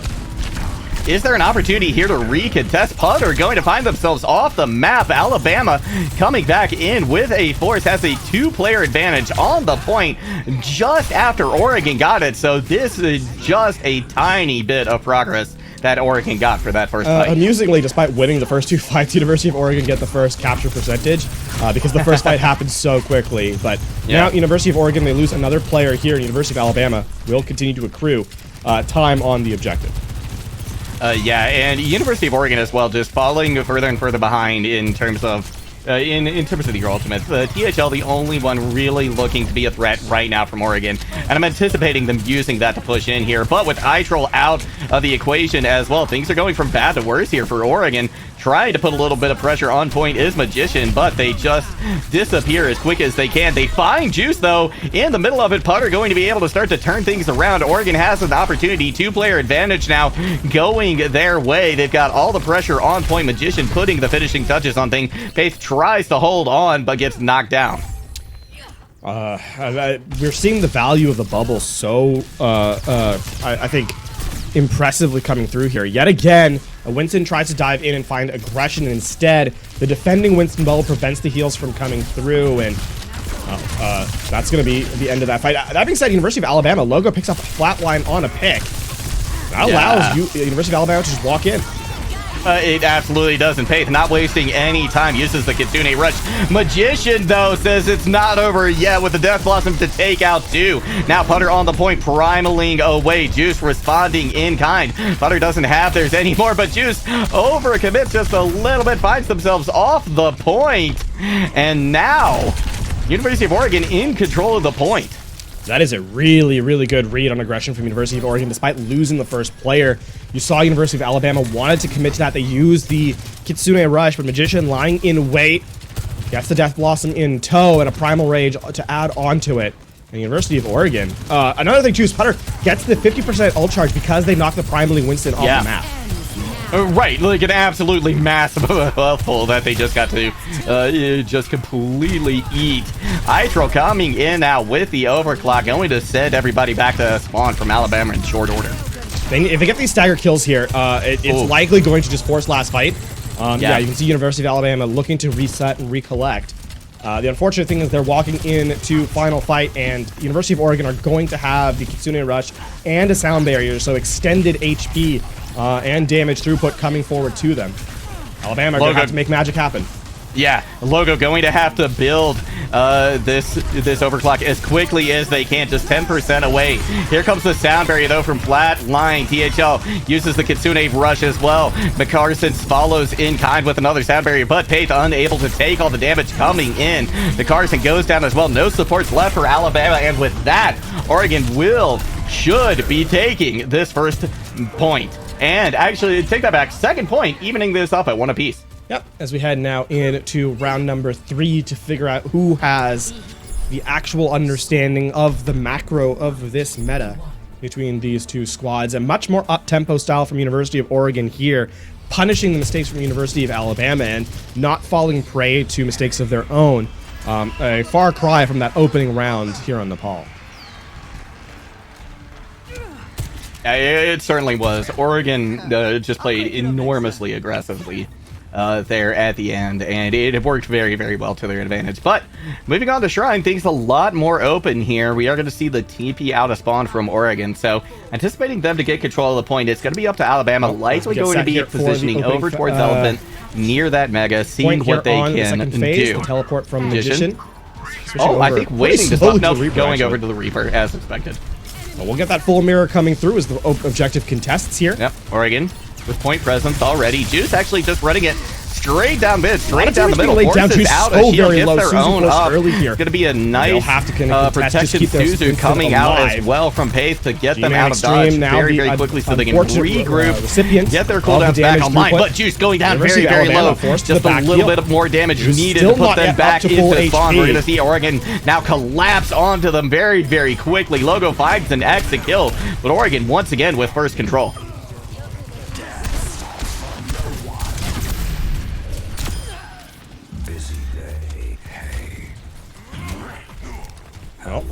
Oh. And sorry about that, LaFon. I am back on the mic for you. Nice opening fight there coming out from University of Oregon, and Magician looking to get this Death Blossom online pretty quickly. Ooh, not like that they won't. No, they won't. Now, Juice going to be free to start to move to a point, and Putter kind of in a bad position because now they have to deal with this. Look, they have to deal with this Hog who can take them out in a moment's notice, but Flatline able to find a Logo. Fantastic for them. Juice picking up PHL, though, going to make things a little bit more difficult for them. iTroll, though, not to be deterred, taking McCarson out, and with that, Oregon should be able to hold on to this point at least a little longer. Nice disruptive shot to prevent the exit from kind of coming through unevaded, and now University of Alabama have to reset. They do have a lot of ultimates coming online, so this next fight's going to be very explosive. But again, this composition really depends on picks now that they switch over the Roadhog. There is the first one as Logo finds a railgun onto their opposing player. We're going to see sound barriers now committed from both sides. Juice already able to get the whole hog online, pushing players off the point. Here comes a Death Blossom, though, from Magician, but unfortunately for them, at least, Team Extreme comes up a little better in that matchup. Logo nowhere to be found, though, right after using their ultimate. Pave taken out. Beautiful shot there from Itro, but Alabama does get the Kitsune Rush online. Not going to be enough, though, in Oregon. Dominant on this map. Very little time for Alabama to come back. I mean, if they get this kill onto the Roadhog, it's going to be over. And does not even get the kill onto the hook as the Protection Suzu comes in. And that will, in fact, be the map. We're going to get a stagger coming in. One player is able to touch at the last moment, but Magician making quick work of them right now. Use this as Death Blossom to try and get that insurance out there. Not going to be lasting longest. G-Man Extreme and Oregon making it a decisive statement on that last submap to take Nepal. Perhaps a little surprised that University of Alabama chose to go to the mirror on round number 1. Couldn't quite get their footing, but ever since then, it was all University of Oregon. They'll take the early lead in this series. This is the last punch, by the way, of the Primal Rage, is what gets the elimination there. Oh my gosh. Oh yeah, unfortunate there for Juice. But honestly, great showing from both sides. But at the end of the day, Oregon, I mean, they put things together there on Shrine in a beautiful way. And, you know, if that was the only sub-map you saw, you would be, I think, expecting the world out of Oregon at this point as we move into map number 2. Yeah, I mean, an early change over to the Roadhog composition on that third point. I feel like once University of Oregon got their feet under them, right, really got an idea of how they wanted to play this Winston style, University of Alabama lost a lot of the impetus that they've been using, a lot of that tempo that they've been kind of using to put Oregon on the back foot. Now, as we head into map number 2, we'll get a chance, it'll be the selection, obviously, of University of Alabama, so we have yet to see what they'll elect to go to. If they're going to go with this Roadhog composition, I would expect to see more choke-heavy maps being selected, right, where you can play the Roadhog, defend with the map geometry, take a lot less damage, and play for those pickoffs. But if they want to keep the mirror going with the Winston, then perhaps more open styles where they can slow down the game to deny the aggression of University of Oregon is the play. At least that's how I see it right now. The thing too is that we do, like I said, we have those two variable metas, right? The Winston versus the Roadhog. Neither truly counter the other at this level, simply because Winston, the Suzu gives you enough time for the Winston to survive, even if they're hooked, right? It comes down to, can the Roadhog get other players before the Winston gets in position to put the bubble down to give your Sojourn space to work. That's where this kind of rolls around at this level at the moment, in my opinion. Yeah, you know, the having Kiriko in the mix really changes so much, and it's great seeing these collegiate teams really start to embrace her, because she just is so powerful. So, you know, I'm in complete agreement with you, right? They want the Roadhog, looking for Titan Arrows, something like King's Row. Otherwise, go for something a little bit more open. We will be headed to King's Row, so this makes me think they might be swapping styles over to that Roadhog now. Yeah, of course, Kings Row has a lot of tight corridors to work with. You can see the very small streets. And yeah, Roadhog can obviously use the geometry of the map to kind of defend, to take less damage, which is a big part of this. But again, I feel like we haven't quite seen the identity of University of Alabama. We don't really know which is their preferred style, as they've kind of shown 3 different looks and looked varyingly and had varying effect with them, right? The Zarya one, extremely ineffective. They quickly switched off of it. The Winston on round number 1 was actually pretty good. And then, you know, the rest of the map kind of fell to Oregon's feet. So was it a case of Oregon needing a round to warm up, or does Alabama just kind of haven't yet showcased what their true strengths are? Right, could be either way for sure, but gonna be University of Oklahoma on the defense for sticking with a Winston-based composition here. And yeah, if Alabama can force the brawl, right, if they can force the issue with a brawl, then this could get a little bit tough for University of Oklahoma.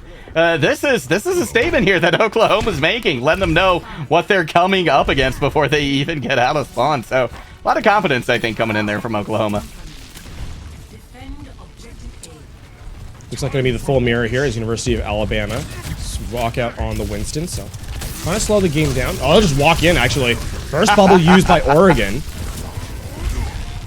Yeah, it's going to be Juice taking quite a bit of damage, but that's just going to be good ult charge for the healers for Alabama if they're able to sustain through this. But Juice unable to do quite that under the watchful eye of iTroll, so back to spawn, University of Alabama goes.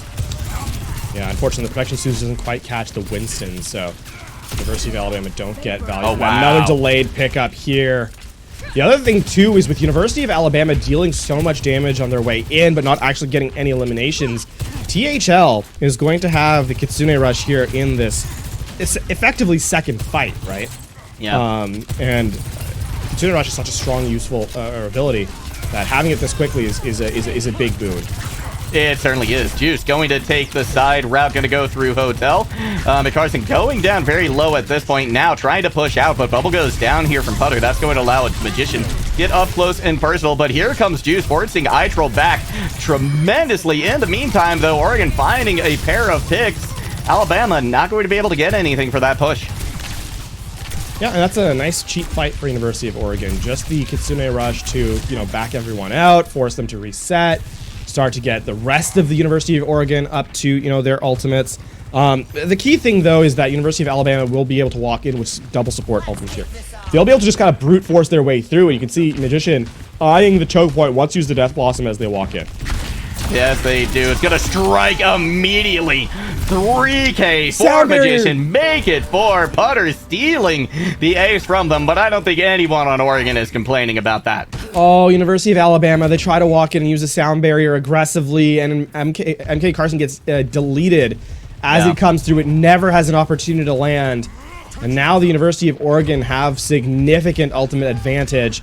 They'll have the survivability to fight through this Kitsune Rush.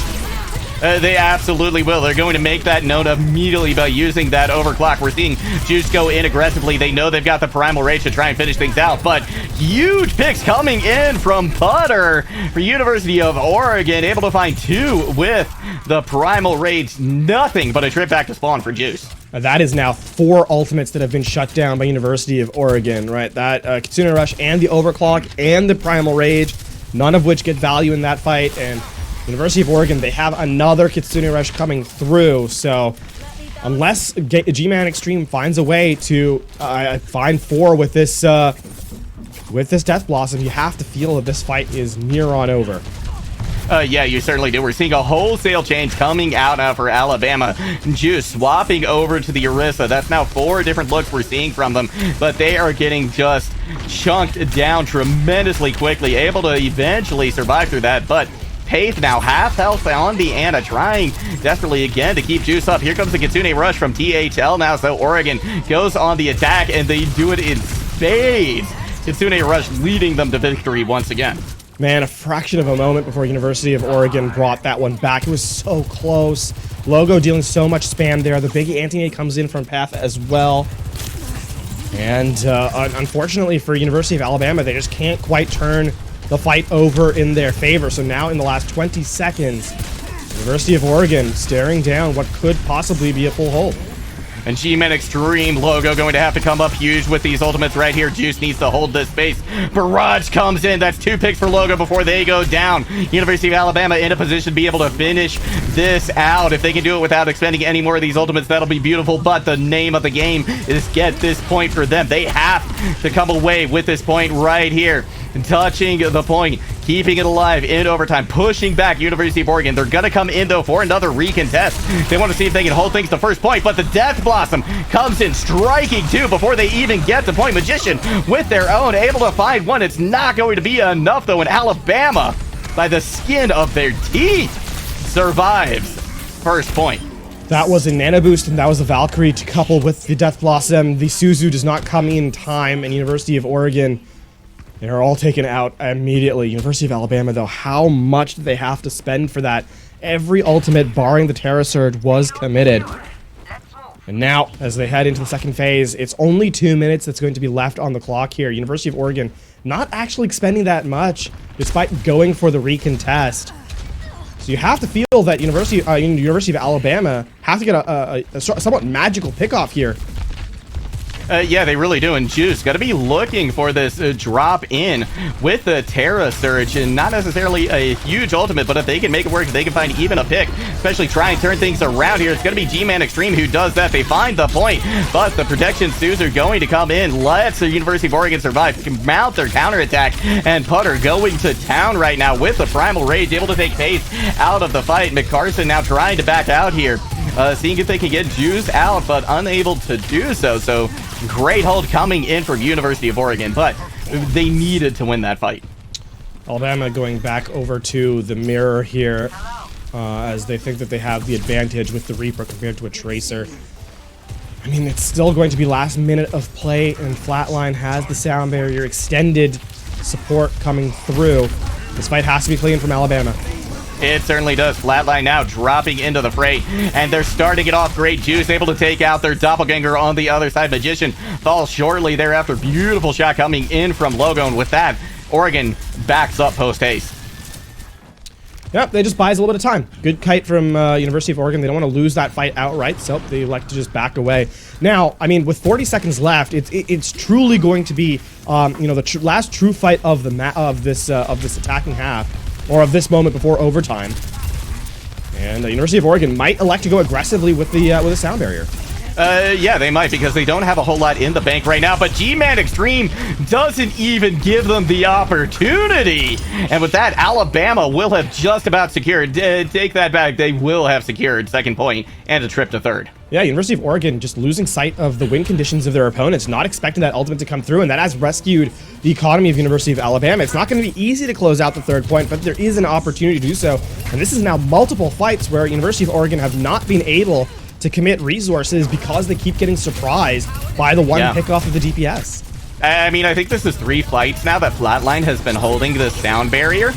Definitely better to use it than to get no value. And here it comes right here in response to the Kitsune rush from Pace. McCarthy going to pop their own Itrol in the meantime with Butter using their ults as well. That is a huge investment from Oregon. They need to come away with a 5-win here. Otherwise, Alabama going to be in a phenomenal position to finish out this point. They don't get the picks they were looking for. They have to back off. Butter with not very much help using the bubble to escape as well. They're not going to really be able to re-engage for another 5-6 seconds. Take that back. THL says no matter, we don't need the bubble because we've got Magician, we've got iTroll, we've got everybody, as a matter of fact, contributing to that fight.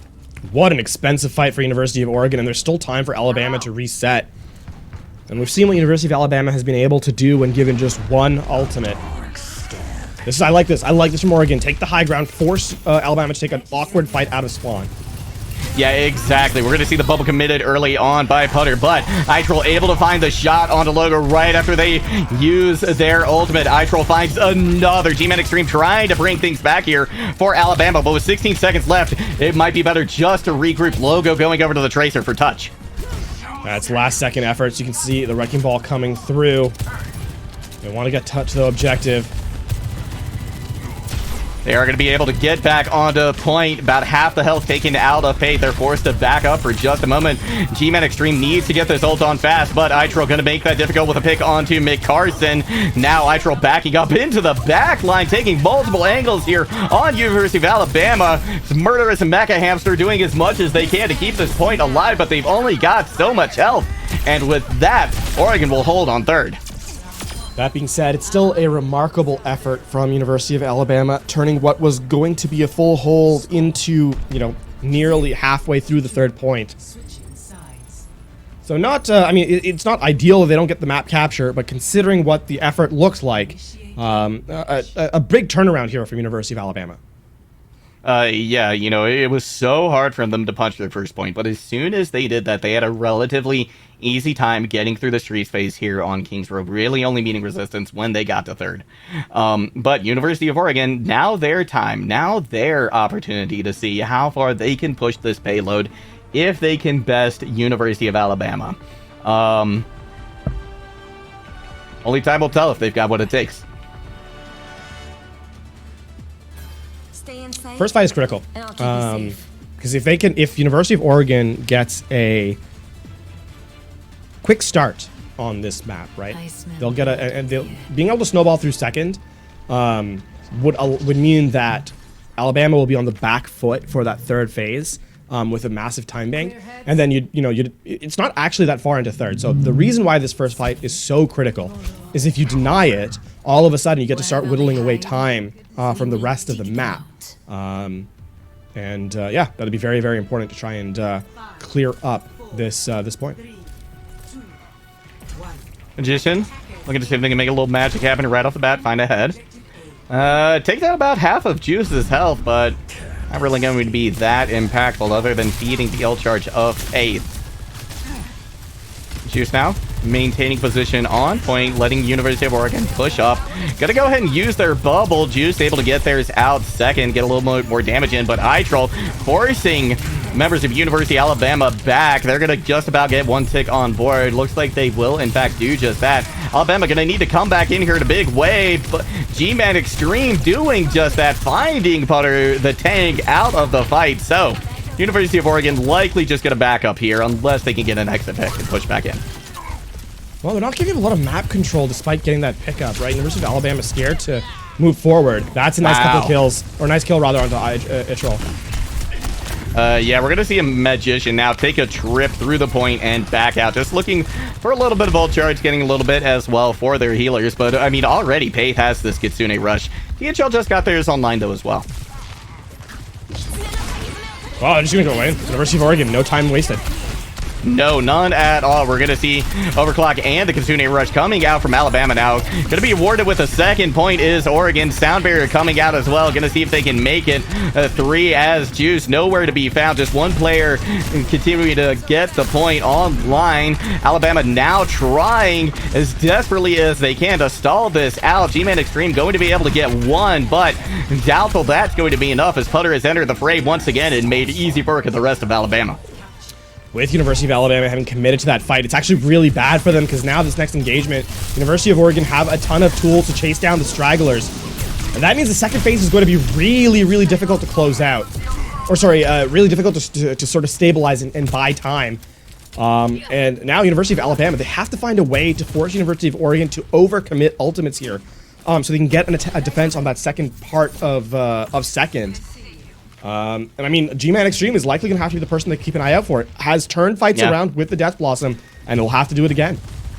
Yeah, they absolutely will. But they're going to have to deal with Hydrol as well, who's going to have that overclock. So it's not going to necessarily be an easy job. But Magician going to be striking first. G-Man Extreme not even given the opportunity to show up their Death Blossom, as Oregon will just continue their march through the streets of Kings. And that's not even that expensive for University of Oregon. It's 2 ultimates, but they're going to be able to generate the Kitsune Rush with how much damage Putter and Magician took. You can see they're feeding it all to THL.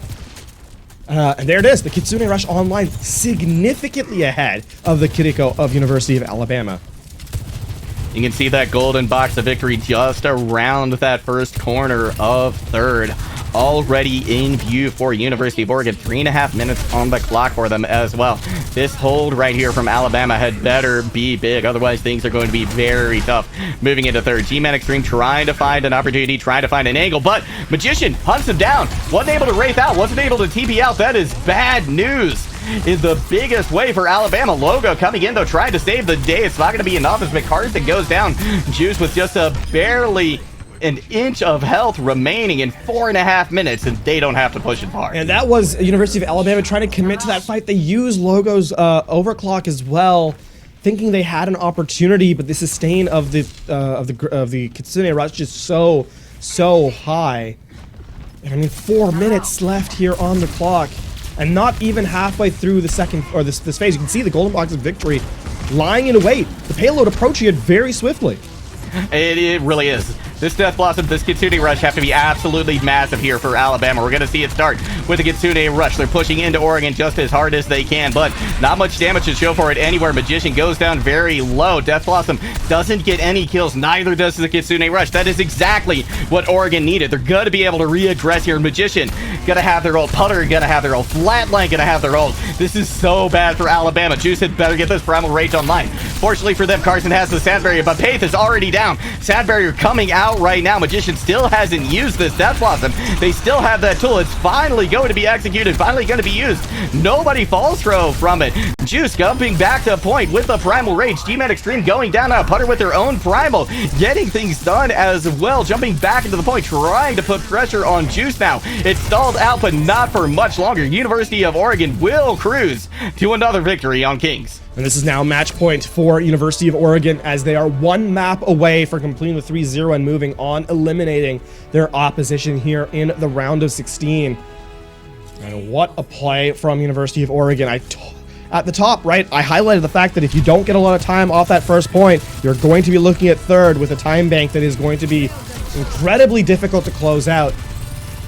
And what was nearly a full hold ends up being a quick finish anyway, as the attacking half comes in for University of Oregon. One map away, as stated, here between the, being eliminated and extending the series for University of Alabama.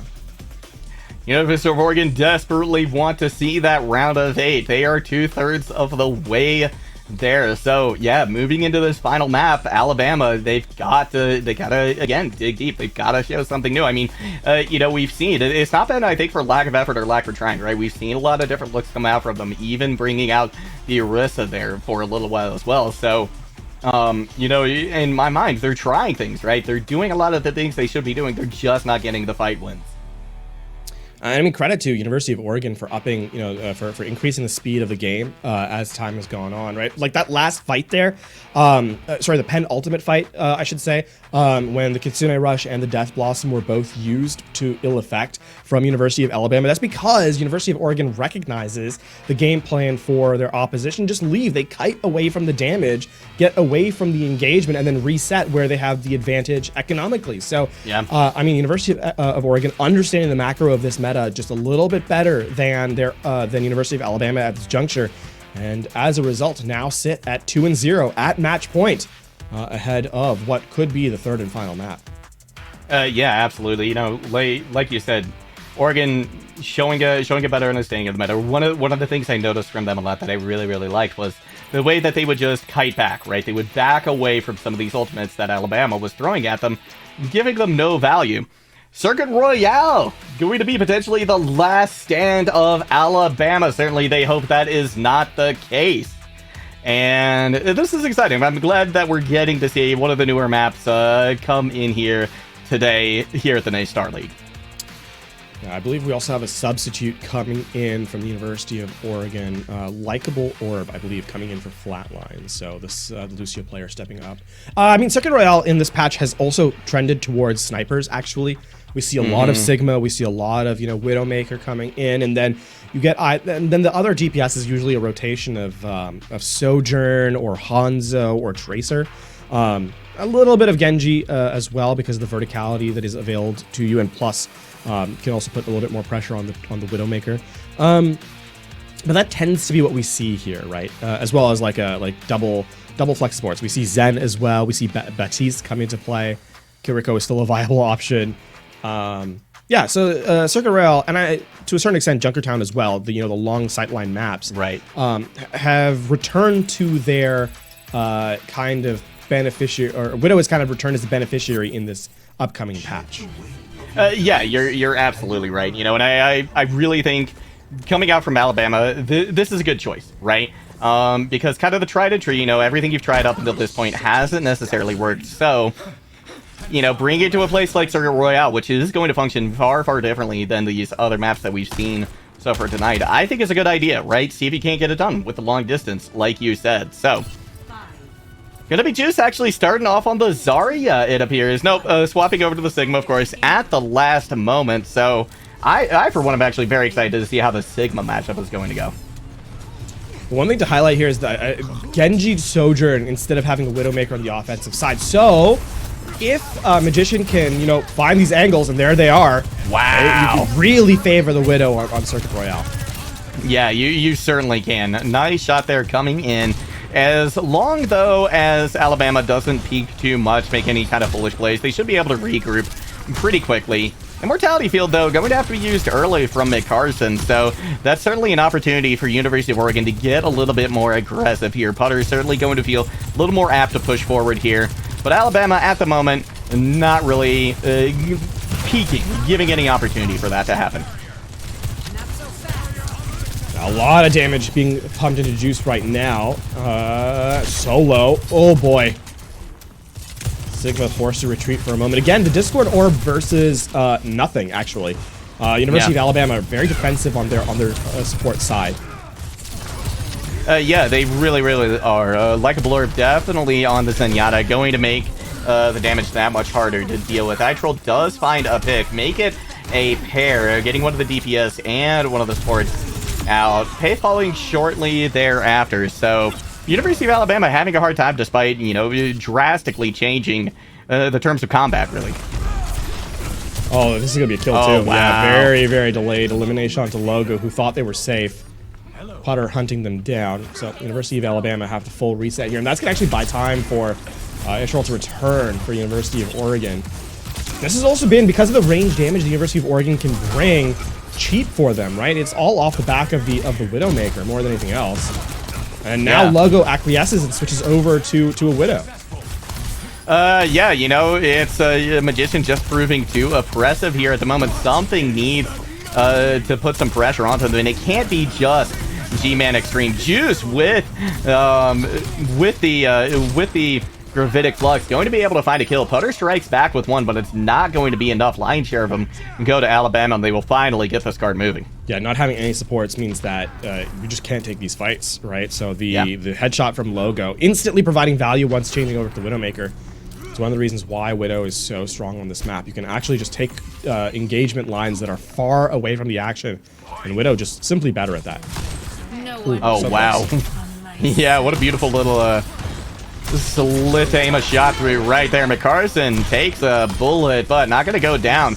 Mortality Field has to be used, but we've got both a Kitsune Rush and each Amplification Matrix, Likeable Orb, forced to use their ultimate as well. All four support ultimates actually get pulled in this fight. University of Alabama coming up with a win, though. Just not enough, really, I think, sustain for University of Oregon.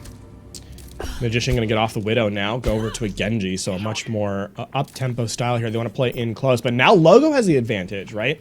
Yeah. No one to really keep them in check, aside from the shield of the Sigma. And Logo going to get one shot off, then back all the way back. Still, the blade in tow, and because the sound barrier, sorry, the Transcendence was used there, G-Man Extreme actually has a fairly uncontested blade, aside from, like, an Accretion or an Immortality. Right. Yeah, as soon as they can get either one or both of those out, that's likely going to be the go button for G-Man Extreme. We're going to see them start to push in now. G-Man Extreme actually just still getting a little bit of chip damage, looking for an opportunity. They've got a couple of things out of the equation now. Putter has already used the grasp. Here comes Juice, though, with Gravitic Flux. Gonna be able to catch a couple in the air. Immortality Field has to be used. THL gonna find their demise, though, unable to sustain through that Itrol. Gonna strike back. University of Alabama with a one-player advantage at the moment. Now G-Man Extreme gonna get that blade out and running, confirming the kills, confirming the fight win for Alabama. The reason why the blade was committed there is because players had been falling for University of Alabama's side, and Magician is, or was rather, still up, dealing damage in the backline. I don't know if there's a recontest available here, actually, for University of Oregon. Yeah, everyone seems to be very far away, so they're going to roll in a pretty hefty time bank now for University of Alabama to work with on this third phase. Shots coming in, but being blocked pretty effectively so far by Putter. Gonna go ahead and use the Gravitic Flux as well. McCarson forced to use the Immortality Field as well. Now, Magician trying to get some value. 60% to their own blade, but only 15 HP remains for them. G-Man Extreme finishing them off, but Alabama left without their big healer in McCarson. So, with THL and that Amplification Matrix, things looking rough for them, but now G-Man Extreme dropping in, puts a lot of damage into McCarson, forcing them back, then sets their sight on others. Ooh, Juice barely staying alive. There's the Immortality Field, comes through in the last moment. G-Man Extreme still trying to find value, but he's actually been on the periphery of the fight. Yeah. Now, gonna have a pause come in. Hopefully we can get whatever is happening sorted out quickly. Logo, though, with the sights. That's gonna make University of Oregon hard for them actually to stage anything, especially this Genji. Yeah, it's. I mean, we're in the thick of a brawl at the moment, right? Looking over at kind of the game state, and yeah, it's tough.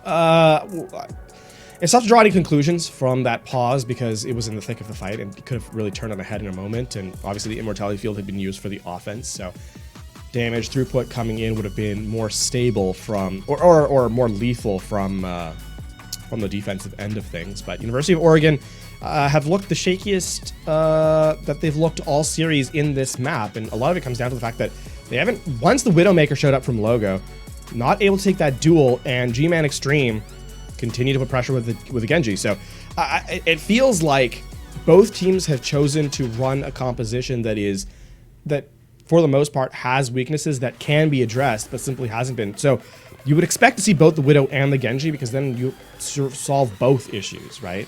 The Genji can kind of brawl in close, put pressure on that front, and then the Widow can play from afar. It took a long time for that switch over to come through from University of Alabama. Once it did, their success rate has skyrocketed since. Yeah, it certainly has, and I'm not sure that they're necessarily getting the value that I'd hoped to from swapping off from that Widow. But we are back into the action, and so far at least, University of Oregon finding their footing for the moment.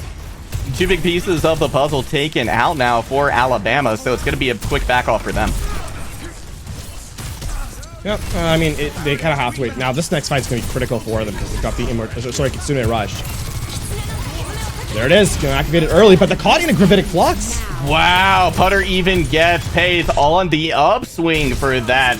Already so low that just simply bringing them into the air, able to take them out. And now Magician unleashed, finding a flurry of kills for Oregon. That cost both support ultimates as well, because MK Carson uses the Amplification Matrix at the end of it, trying to just force the issue. What a brilliant Gravitic Flux to deny. Kitsune Rush from University of Oregon. Yeah, just absolutely beautifully played right there. And now Juice gonna try and strike with a Gravitic Flix of their own. Itrol, though, gonna be able to take Paith out of the equation first. So things still not looking great for Alabama. This has been a beautiful hold so far on third point for the University of Oregon. They didn't even have to use the Transcendence there in the Gravitic Flux, so they will have it to kind of respond to this blade and turn what should be an advantage fight for University of Alabama into one that University of Oregon has the lead. Here comes the Amplification Matrix, and right afterwards, Itrol able to send a rail through into Juice's visage. G-Man Extreme going down as well. In Oregon, they're playing so aggressively here on this defense and getting a tremendous amount of value for it. Yeah, also it's been a very quick fight, so they haven't really been able to deal damage, or University of Alabama, that is, rather. Still, that blade in play. Likeable Orb uses the Transcendence in the last fight, so there's no response to it this time aside from the Immortality Field and Damage Focus. See if that comes to play here. We're going to have the blade now unleashed from Magician. Amplification Matrix out for Carson. Going to have to use the Immortality Field as well, but it's not going to save them from the flurry of damage coming in once again from the University of Oregon. And Alabama now with just 15 seconds left to go. That's another fight that Alabama seems to be afraid almost to commit to, because that was just a blade from, realistically just a blade from University of Oregon, and Likeable Orb in that span has built up to nearly another Transcendence. G-Man Extreme has their work cut out for them at this point. They certainly do. Logo going to start things off with an overclock, seeing if they can get some early picks. They find Likeable Orb. No Transcendence to be found at all for University of Oregon. Blade coming out now as well from G-Man Extreme. They're down just one player, but University of Oregon down a pair. Now trying to see if they can get the last bit of damage into the Sigma. They do, though, kite away. So we're going to get another opportunity for Oregon to hold right at this corner. The only ultimate that is immediately available is the Transcendence. You'll have a Gravitic Flux as well. The University of Oregon now trying to shut this down in overtime. Juice just moments away from getting the last little bit they need to get that Gravitic Flux online, expecting it to come out shortly thereafter. But they're going to want to wait and make sure they have the prime opportunity. Now, G-Man Extreme putting pressure on Itrol. They're going to be able to get healed back like a Likeable Orb comes in with the Transcendence, able to let Oregon sustain through that Gravitic Flux. McCarson coming up onto a Coalescence, though, and G-Man Extreme able to reflect a rail straight back into Hydro. Logo finds another pick on top of that. University of Alabama have a chance to finish this map, but despite being stymied so long at the beginning of third, LaFon. Yeah, THL needs to stay alive. There's the Immortality Field. They'll put the Amplification Matrix out when G-Man Extreme chases them down. There'll be a touch at the moment for the Tracer. Recall brought in G-Man Extreme so low. And here comes the Coalescence now. Putter trying to get a Sig 9 off, but unable to do just that. McCarson with the Coalescence, finding so much more damage right now. But speaking of damage, pace takes a little too much. Putter able to get the finishing touches on them. This isn't over yet. The respawn advantage firmly in Oregon. Now we've got a Blade on board as well, and nothing really to stop it. Putter contributing to the chaos for Alabama, and the overtime will expire, but Alabama got it far further in third than I think any of us thought they would. Yeah, nearly capturing the final checkpoint. That final fight really comes down to some spectacular mechanics, actually, from University of Oregon. Alabama had every advantage, right? They had the Coalescence, I mean, in that final engagement. The only ultimate that was really available to start the fight. But the last second contest from the Tracer from University of Oregon allows Putter to walk back in with the Gravitic Flux. A really good combo to eliminate the Genji, and then being able to sustain on the point long enough for the Blade to deal damage. So, University of Oregon, in the final moments, get the the tools they need. University of Alabama, not to be outdone though. I mean, some flashes of brilliance, right? We saw the deflect onto the overclock that shut that down. Obviously, G-Man Extreme getting some nice dash resets as well. Yeah, just an excellent final stage there. Two teams, giving it all. Yeah, absolutely. And I mean, Alabama, they know their life is on the line, and they played like it. They really did. They didn't give up despite being, held so hard multiple times, right? It was almost as hard for them to get going on first as it was for them to get going on third. But once they got that momentum, they were able to take it. And honestly, I feel like that's been the story for them, right? It was very similar in Kings Row. Now the question is, does University of Oregon have the same offensive prowess as they did on Kings Row? Alabama will not stray away from the Widow this time around. Logo will open up with it. So too will University of Oregon. Likeable Orb still on the Zenyatta as well, so a little bit more damage going to be coming in from them, and that's certainly going to serve them well on attack. Appreciate going to miss its mark from Juice, but not from Putter. It's going to be Juice now forced to back up using just about all of their abilities. Now the shield coming out, seeing if they can regain some of those cooldowns while they do that. Another Accretion goes out, still not finding its mark. Putter gets one off as well. And a lot of card progress being made. No picks just yet for either side. Juice looking a little bit low. The shield of Putter going down pretty significantly as well, though. Magician finally finds a pick. Immortality Field goes down. Everybody with just a sliver of health now. This should be a quick cleanup here from the University of Oregon. Yeah, with the tank gone, Magician does not have to worry about spamming down range. And those shots will come through. Yeah, really clean fight. I mean, we saw how much pressure Putter was putting up perpetually alone, right? There was no one else supporting them in that engagement. Just an excellent cycling of the shield. That's a nice shot by Logo, considering they were being oppressed by the Sigma. So there's going to be a recontest here, actually. Yeah, there certainly is, but Putter does have the Gravitic Flux to pull them off the point. They, I believe, actually get the Sig 9 as well. The point, regardless, going to turn over to Oregon, so a very healthy time bank now pushing into second. Yeah, Putter has been the story of this first point, or of this attacking half of the map. There's no two ways about it. The Sigma has realistically been the difference maker here, taking control of the tempo of the game. Can we get another kill? Ooh, that was close. Yeah, I mean, oppressive. That's the word I would be using right now to describe Putter. I mean, look at how far back, right? The point is how far back the other players are at the moment. Putter, he's proving to be a one-man army with the Sigma, largely at this point. Logo, though, going to be able to find a pick shortly taken out right after that, but THL does get the amplification matrix up, so Oregon going to have a little bit more firepower behind him. McCarson gets theirs online now, but it's proving difficult to turn things back the other way. That is an ultimate they may wish they had still in their pocket for the next fight. And University of Oregon have not been sort of slowed down at all. Another minute and a half going to be added, 5.5 minutes to the time bank as they look to get through third. The University of Alabama have not been able to set up to use any of their resources effectively. This next one is sort of a must-win for them because they have the Kitsune Rush, they have the Gravitic Flux. Gonna go ahead and use it, everybody trying to back off here, but just gonna be able to catch them in the Flux. The kills don't go in because Likeable Orb is there with the Transcendence. Zenyatta coming in a huge way. Now Putter gonna try and strike back with a Flux of their own, and with some assistance from Magician as well, they will make quick work of Alabama once again. That is, I mean, truly a fight for University of Oregon that has revolved once more around Putter. The Transcendence keeping people up through the Gravitic Flux. That was the fight that Alabama needed to win. It's the one they committed to.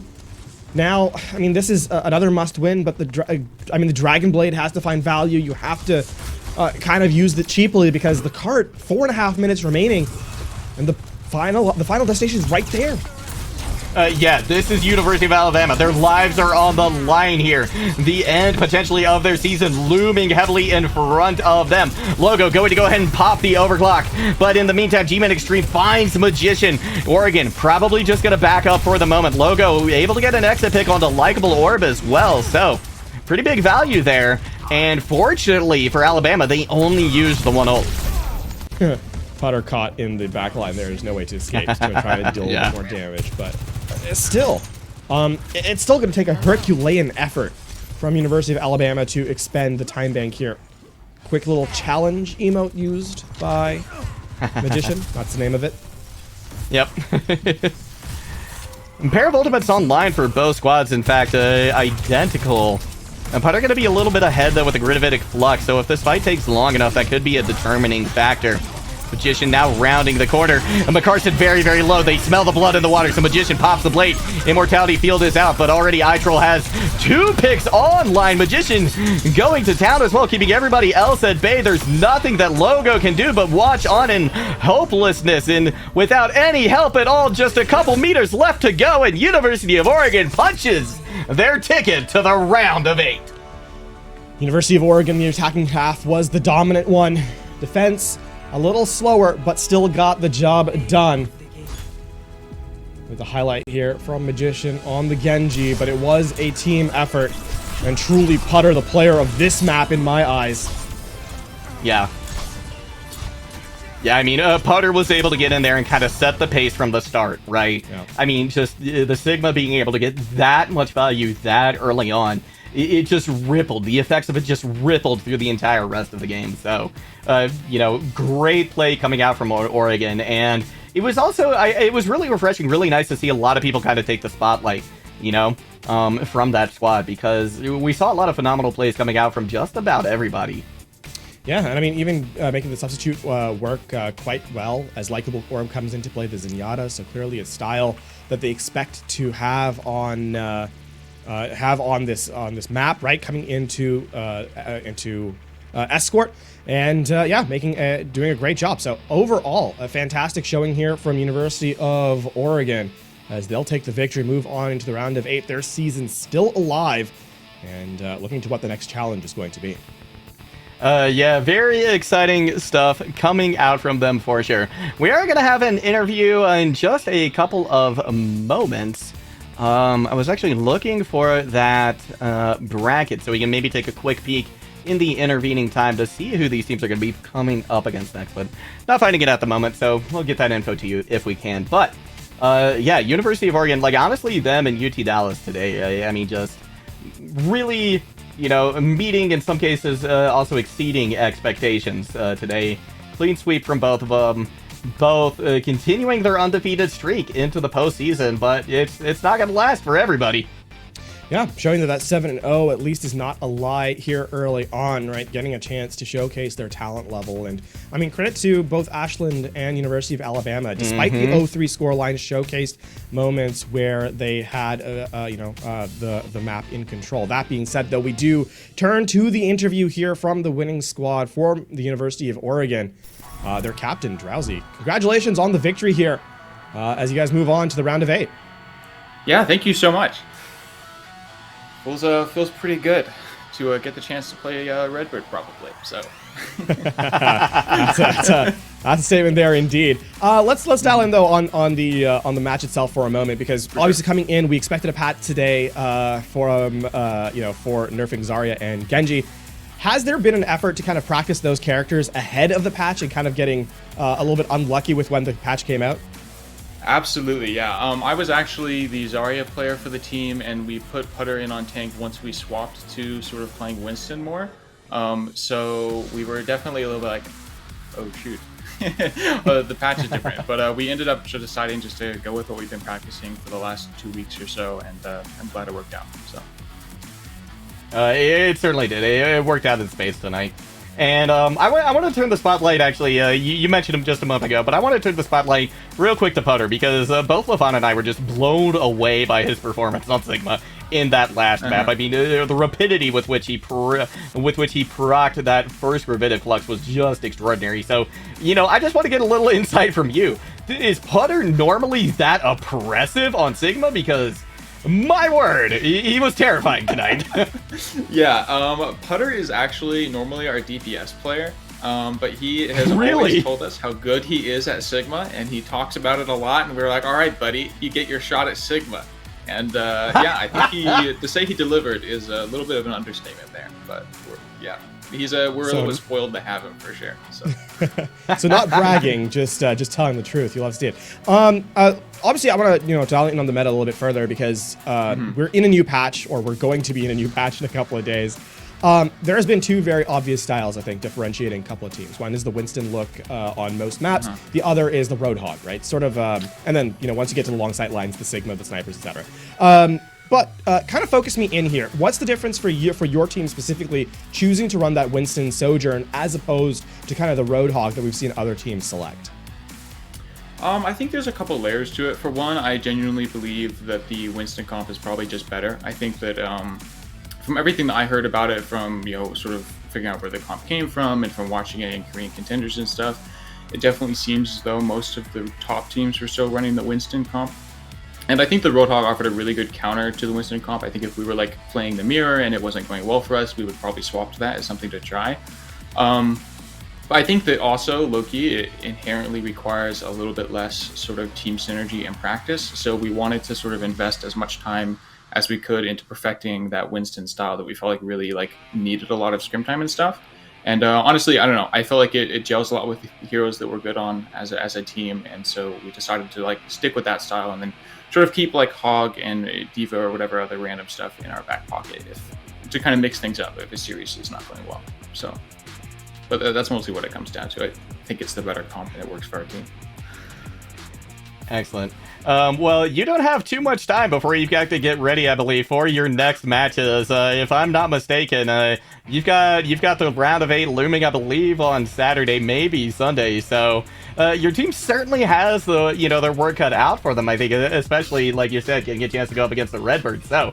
Again, sneaking in one last question, but what is your practice schedule looking like for the next few days? Is it going to be crammed? I hope you don't have midterms, finals coming up, things like that. Do you have the time to be able to invest? Yeah, no, it's getting to a critical point in more ways than one. I think tomorrow we're probably going to take a short break, and then I think we're currently planning to practice every day after that, leading up into the finals. So, I think we have realistic expectations for what will happen when we play versus Redbird. But when you play a team like that, it's a lot of fun, I think, to try and really measure yourself and kind of see all right, these kind of set somewhat of a standard. So let's, we're not really content being with where we are. We want to get better. So this is a chance to measure ourselves against, arguably one of the best teams in collegiate and even outside of that. So we're really looking forward to it. We're going to do our best, and hopefully we'll be able to at least make it look like a real game. I'm very excited for it. And honestly, if you still got Putter on Sigma and he wants to go again, that could be a little bit of a surprise for the old Redbirds. But only time is going to tell. Final question from me before we let you go. Any shout outs you'd like to give? Friends, family, teammates, whoever. I mean, a huge shout out to our whole team for showing up to all the practices, and to all the staff at UO. Especially, we have our own broadcast team who's been helping a lot with broadcasting our matches up to that.